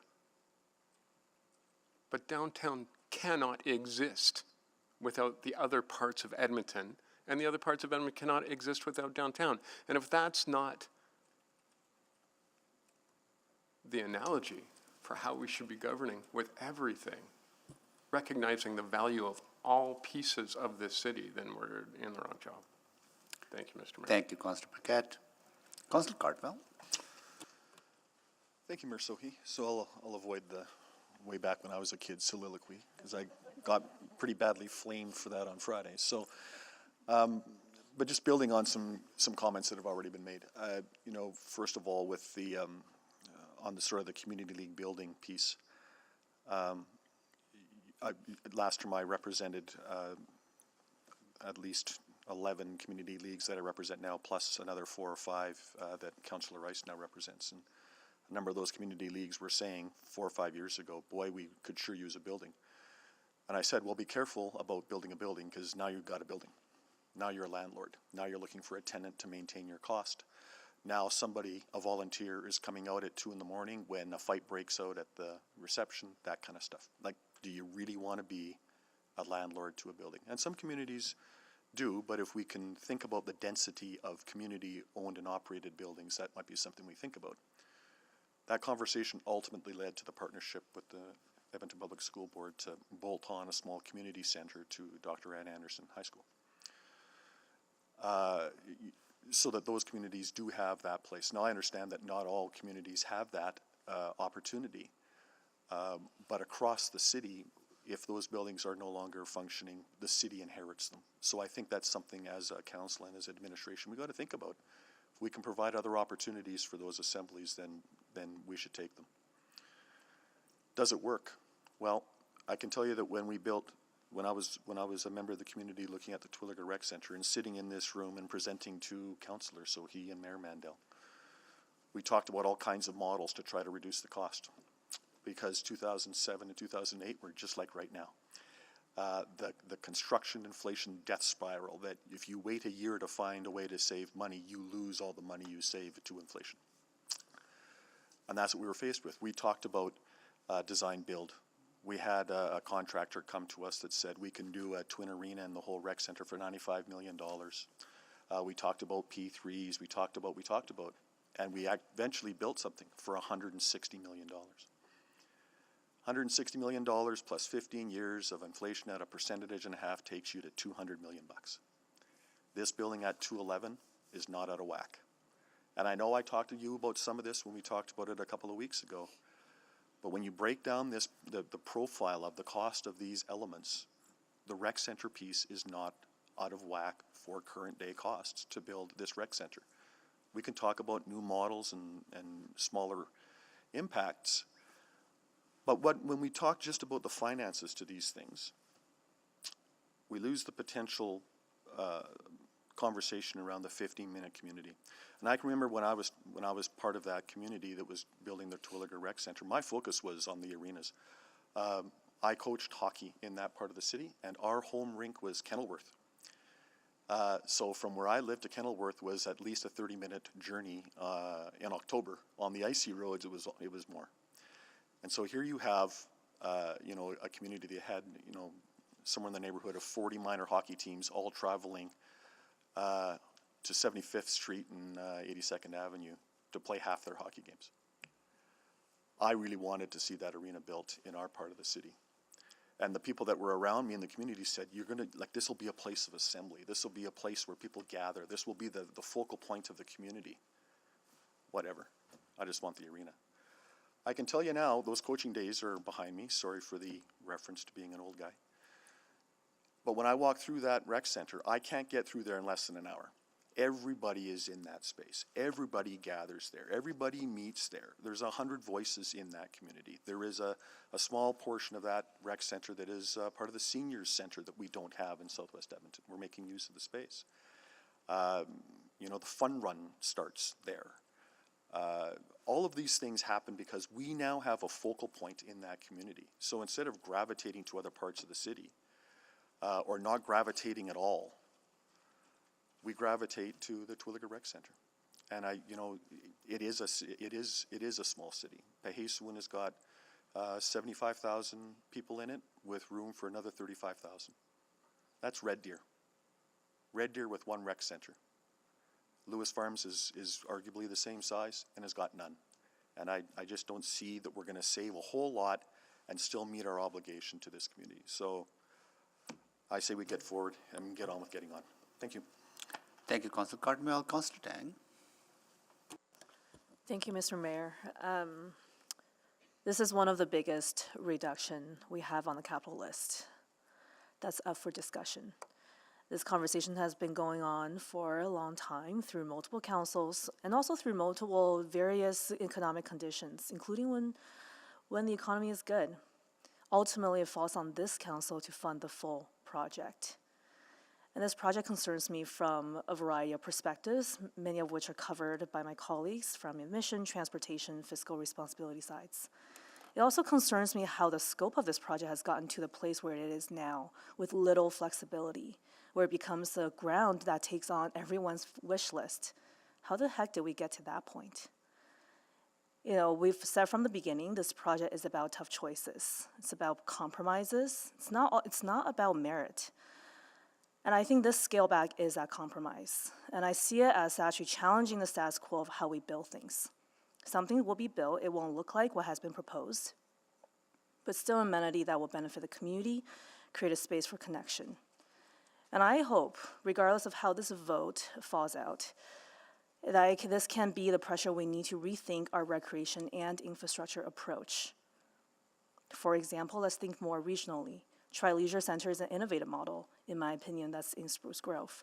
Let's think broader, let's be more flexible.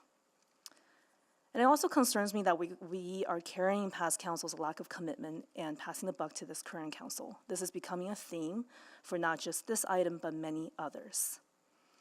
You know, right now, our economy isn't exactly back on track, and we can't afford to be making decisions like we are in good times, at the expense of many other small-scale projects that can benefit many, many communities too. And yes, I don't think anybody on this council ran on a platform of building a mediocre city, but I also don't think anybody here ran on a platform for fiscal irresponsibility. And I do think this council is often a fan of both and conversations, and I just don't think it's this moment or with this project. And that's all I have to say. Thank you. Thank you, Councillor Tang. Councillor Rice. Thank you, Mayor Sohi. I actually really appreciate this meaningful conversation and regarding the huge amount reduction. I heard lots of great points from my colleagues. I want to thank you for your thoughtful when you make decision and thoughtful. I do want to start to say, and our city is following city plan and to do lots of growth and development. And specifically, if you look at some South Handy and look at some newer neighborhoods, and then the population, the density right now is incredibly and increased lots. And however, the question I would like to ask to everybody here, and also this is what I heard over and over. Yes, our city expanding. Do we have services matching that expansion? For people, for the family, for so many younger kids who live in those areas, do they deserve to have community amenities? Do they deserve all these families to have this, to work, to relaxing, and to enjoying their life and daily? And I think our city needs to take that responsibility to build this type of services and to support, and also to in alignment and with our city's growth plan, our city's development in those areas. And then this Louis Farmer Recreation Center is one of those projects. If this project cannot move forward, and other risks, and already mentioned by my colleagues, I'm not going to repeat them. But I do want to say what message we want to send and to our Edmontonians in consistent way. Yes, we need to focus on our core services. Yes, we need to take accountability and to deliver the public service. And however, when we look at a systematic approach, what is a consistent way for us, like our Mayor Sohi mentioned, to cross the entire city, to balance that community needs? That is something we really need to take a look into it. And then, so we cannot ignore the city's growth. We cannot ignore the community needs. We cannot ignore our seniors, our children's, our younger families' needs, specifically in the newer and then high and fast growing newer neighborhoods. And the message we want to send to the public is, yes, we care everybody. Everybody in this city deserves to have access to the services as one of the core services recreation center. I will be here. Thank you. Thank you, Councillor Rice. Councillor Principe. Thank you, Mr. Mayor. I felt I had to click on to speak because everyone else did, but I'll make it short. You know, as I said before, I do come here to the table with an open mind. I usually have an idea of how I will be voting, but I like to listen to everyone because everyone gives very good reasons why to support or not to support. I appreciate the mover for looking for ways to save the money, being fiscally responsible. I really appreciate that. Having said that, I cannot support this. And I'll just say a little story about my father-in-law. He passed away. He was 89 when he passed away. And up until he passed away, he went to Londonderry Pool on almost a daily basis. He would take the bus. Didn't matter if it was minus 30. As a matter of fact, he was known as the mayor of Londonderry Pool. So it meant so much to him, and I know the value of it. So I just want to say thank you to everyone for your I don't want to say arguments, that's a strong word, but your thoughts and your ideas. It meant a lot to me. Thank you. Thank you, Councillor Principe. Councillor Jens to close. Okay, thank you. It's interesting, as my colleagues were sharing, I was looking at the list of the $900 million of projects with deferred maintenance that could go the way of Scona Pool. One councillor spoke about Kenilworth. Yep, Kenilworth Arena. It's on this list. Another councillor spoke about Londonderry. Yep, Londonderry's on this list. O'Leary, Tipton Arena, Kinsman, Grand Trunk, Hardisty, Donnan, Crestwood, Commonwealth. I can keep going. We made commitments in 2005 to build these new mega rec centers, but those councils did not make commitments to set aside even, a couple dollars for deferred maintenance for all of these loved and treasured facilities. We talk about breaking trust. We already did. We closed Scona Pool. Like, and this is going to be happening again and again and again. Successive councils, even going back to 2019, were happy to see sub-inflation tax increases. Yet no money set aside for deferred maintenance, for taking care of what we already have. Councillor Cartmel said one time, we need to be rigorous with renewal. I could not agree more.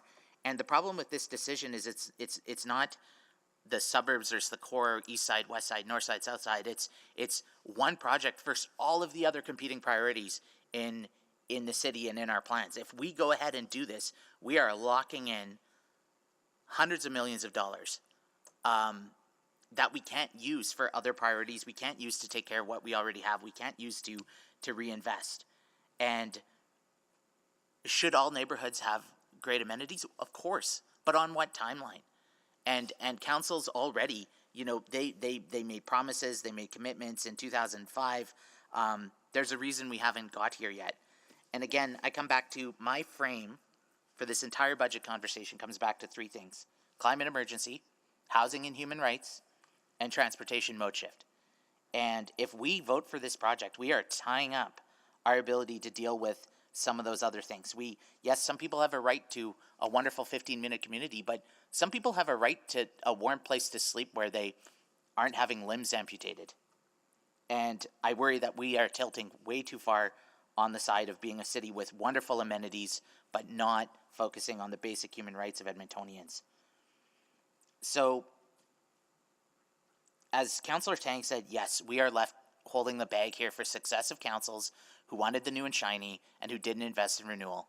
And the result is, if you support this motion and go ahead, not only are you going to be building the facility, but you're going to be strapping in a tax increase year after year for the operations of this facility too.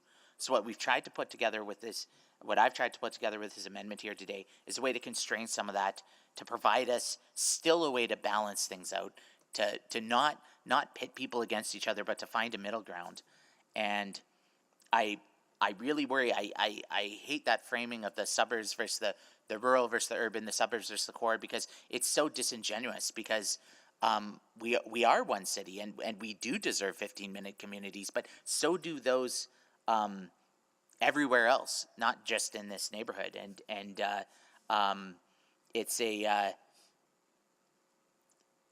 again, we don't have a crystal ball to see what the future is going to hold, but even then, there could be cost overruns and increases, and even then, there's still another potential motion to slap another $16 million on top to add dive tank and infrastructure and elite sporting, elite diving to this facility too. So, yeah, I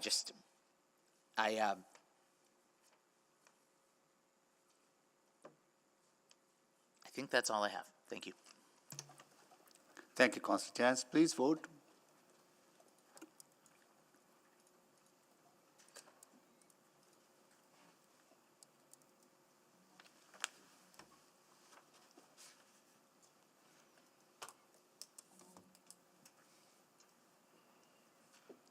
We're just waiting on one vote. You can give it to me verbally if you prefer. No, thank you. Thank you, Councillor Rice. We have all the votes. Display the votes, please.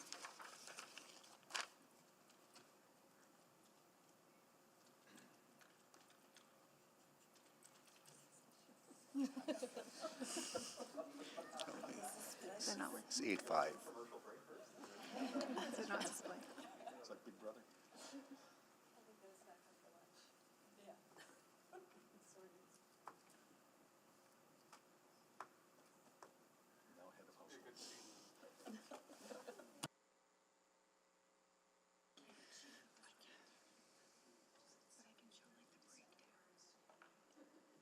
Yeah, we're going to display that now slightly differently. We just can't get it displayed the way it normally would be. But you'd get the... It's just not casting properly.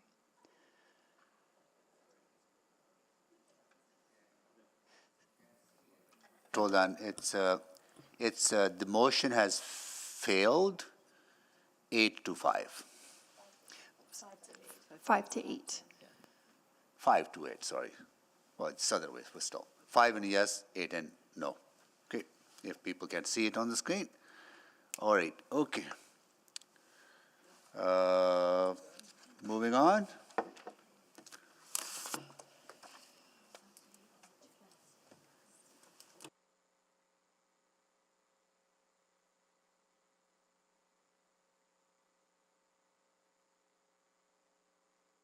Okay, all right, so that is round one. We're back. Okay, Councillor Tang, you have further reductions? Oh, so there, you're right. Councillor Salvador, no? Okay. Councillor Knack? No. Councillor Rice, you have further reductions, right? Please go ahead.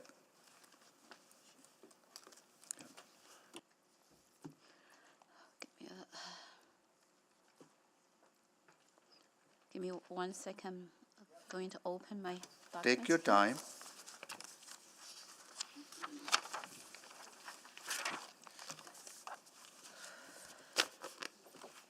So my reduction is number capital 32. Yeah. C32, just hold on. C32, the capital profile CM-29-000, bus fleet and equipment rehab and replacement and front page. 502 of attachment 1 recommended funding be reduced by $16.3 million.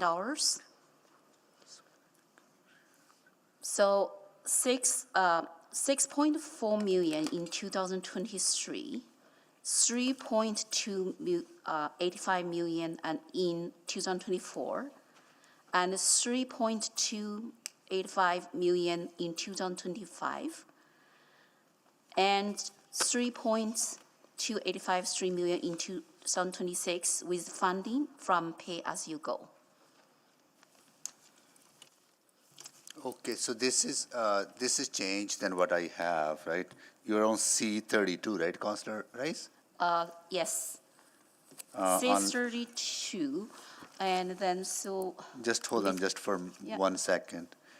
The wording I have is different than the wording that Councillor Rice stated. So is there a new copy that I don't have, No, or? so Councillor Rice, the amendment that Councillor Rice read into the record, which is how we got this, is invalid.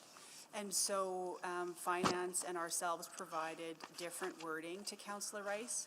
However, what Councillor Rice has just read out is different yet again. So I just would invite Finance just to confirm that the numbers that Councillor Rice read out, if they're actually in order or not, because that was not what we received from Finance last night. Okay, can you please tell me if, what the numbers are?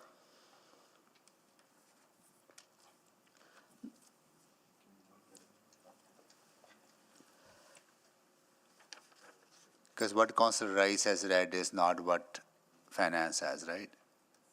Point of order. Yes, Councillor. May I explain what? I will come to I just want to make sure the numbers that we have are the right numbers, then I'll come to you to make the introduction, Councillor Rice.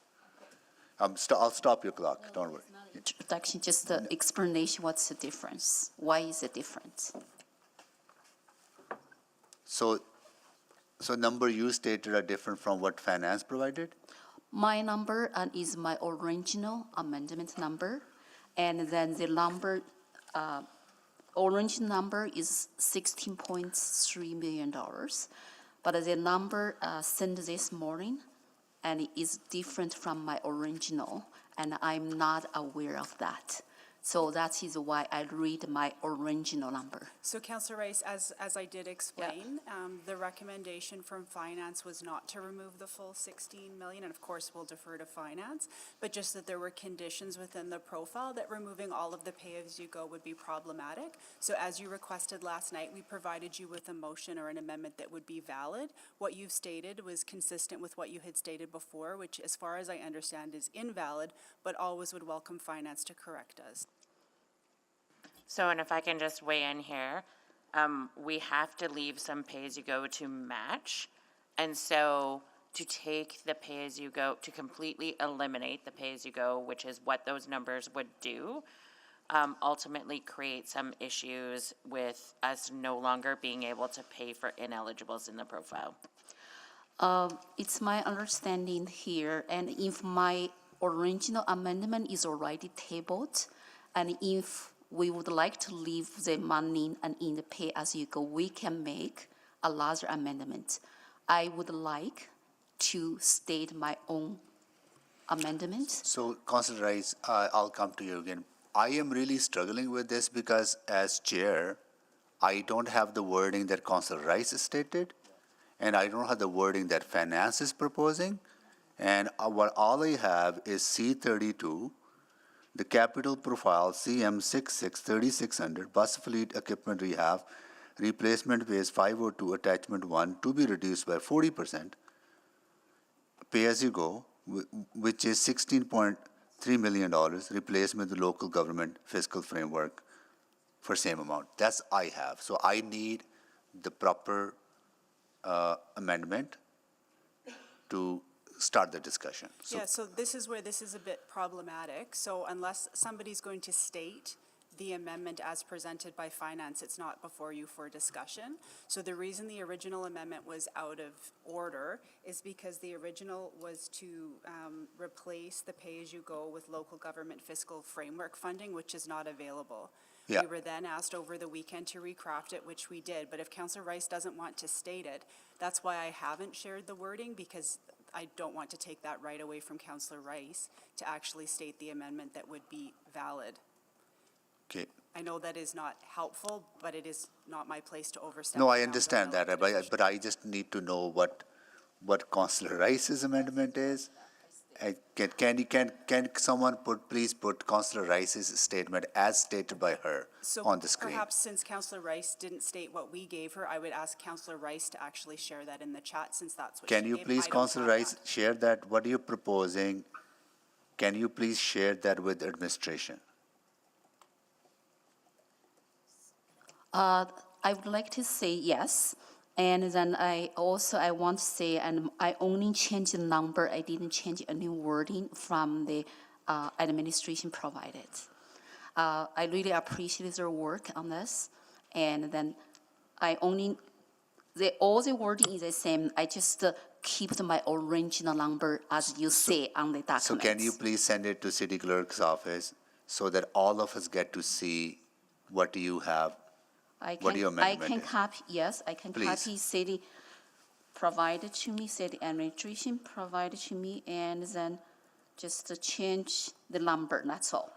But all the wording is the same.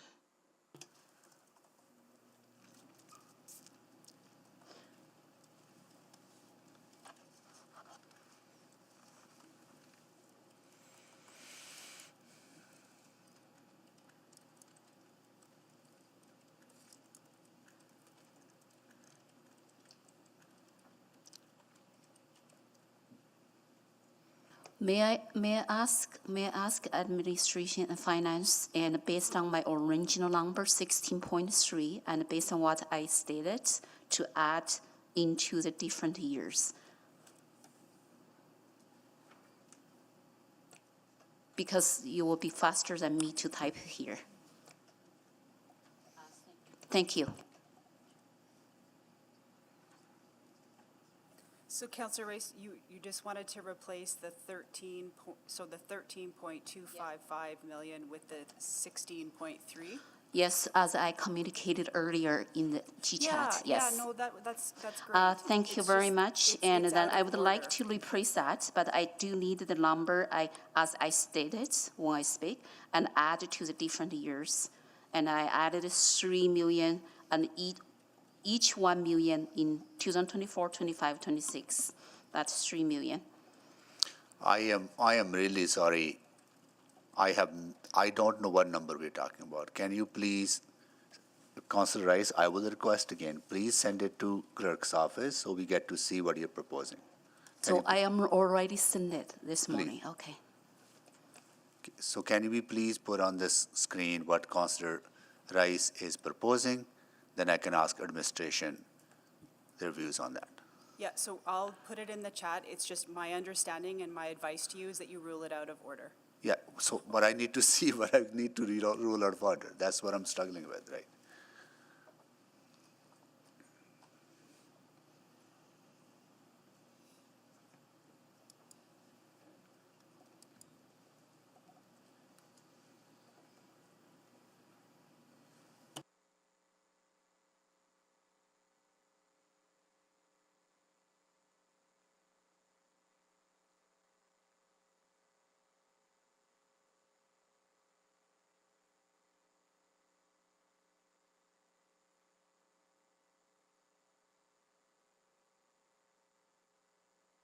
Point of order.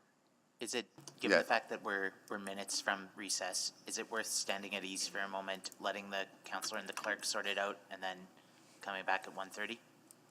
No, we just need to get that on the screen. Okay. So I've posted it in the chat, and I've intentionally removed the cash flow because we don't have it. But I do believe, Councillor Rice, you did say reduce it by 16.3 million, not the 13 million as we gave you last night.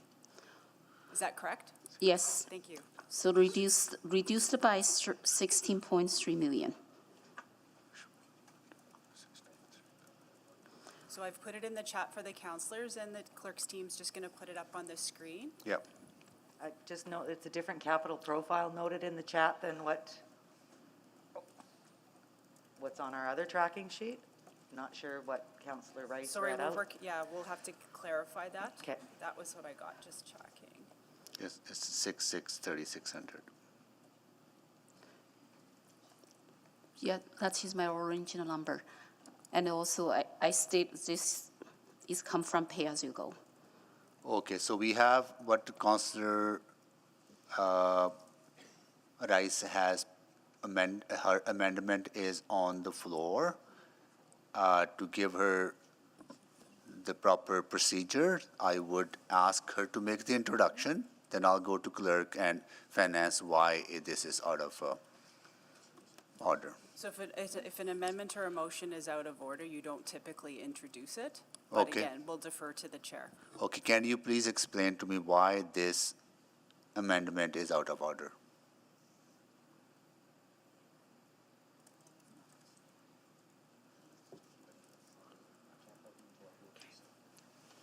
Just give me a second here.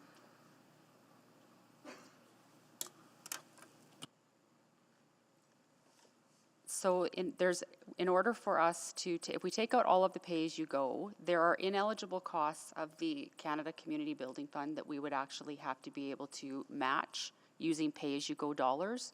If we take out all of the pay-as-you-go funding, there is actually no available funding to do that pay-as-you-go, which means we can't actually leverage the community building fund. So there's always, every time we're using grant funding, there's always costs that are ineligible. And so by taking out all pay-as-you-go, that means we cannot do the matching, which means we cannot actually access the grant funding. Okay, so if you can't access the grant funding, then the whole profile is... The profile is actually not available So for the use. proper process would be to delete the whole profile if council wishes to, if Councilor Rice wishes to reduce this much money, the whole profile is at risk. Basically, yes. Okay, so, okay, got it. So that is why it is out of order. Okay. So I just want to make, just hold on. Let me please. So if I if I rule this out of order, right? Councilor Rice still has the right to challenge the chair. Always, you can always challenge a ruling of the chair, and if the ruling of the chair is overturned, and then the amendment is carried, then I believe we would have to come back from finance to do some cleanup. Got it. Because the profile would be invalid Yeah. as then modified by council, but 100%, you're right, Mayor Okay, Sohi. so based on the information I got from administration, I'm going to rule this motion out of order. Then I can challenge that, Yes, you right? can, yes. You have every right to do so. And then also point of order, if I change my amount from 16.3 to the what's financial request 13, and then this get back to the order. would that do that? Yeah, so let's just be, this is really, we're just gonna do this step by step. So Mayor Sohi, you have made a decision. Yeah. If somebody is challenging your decision, that is the point of order. It would be better that we just deal with one point of order at a time. But Yeah. again, we'll defer to the chair. Yeah, so I have a point, you're challenging my point of order, my decision, Councillor Rice. Are you challenging Chair's decision? Then I would like to clarify the process, and before I answer your question. So if my amendment to follow the 13 points, 6 provided by finance, this is go back to the order, or I have to finish challenge order first, So then maybe, get back. maybe what we can do, if Councillor Rice is willing to follow the direction of administration on the lower amount, I can withdraw my challenge to her motion and ask her to reword that. Okay, maybe that'll be easier way to do it. Okay. Okay. Okay, I will take back the ruling the motion out of order. And can we please change the amount to what was recommended by administration? So you would like me restate again? Yeah, can you please restate the amount that was given to you by the administration? Okay, so I would like to restate the capital profile CM-29 2000 bus fleet and the equipment rehab and replacement from page 502 of attachment 1 recommended funding be reduced by 13.255 9,000 distributed by 6.4 million and in 2023, 2.285 3,000 in 2024, and 2.285 3,000 in 2025, and 2.225 3,000 in 2026 with funding from pay-as-you-go. Okay. And that is in order. Okay. Yeah, and I just want to triple check the profile number that we have, Councillor Rice, is CM 66-3600. I think that's the right one. So I don't think the other one's correct, but again, we'll fix that as we get it put up on the screen, and that is 100% valid. So Mayor Sohi. this motion is valid, the numbers will be changed, and we will come back at 1:30 to start discussion on this motion. Okay, until then, we are on recess.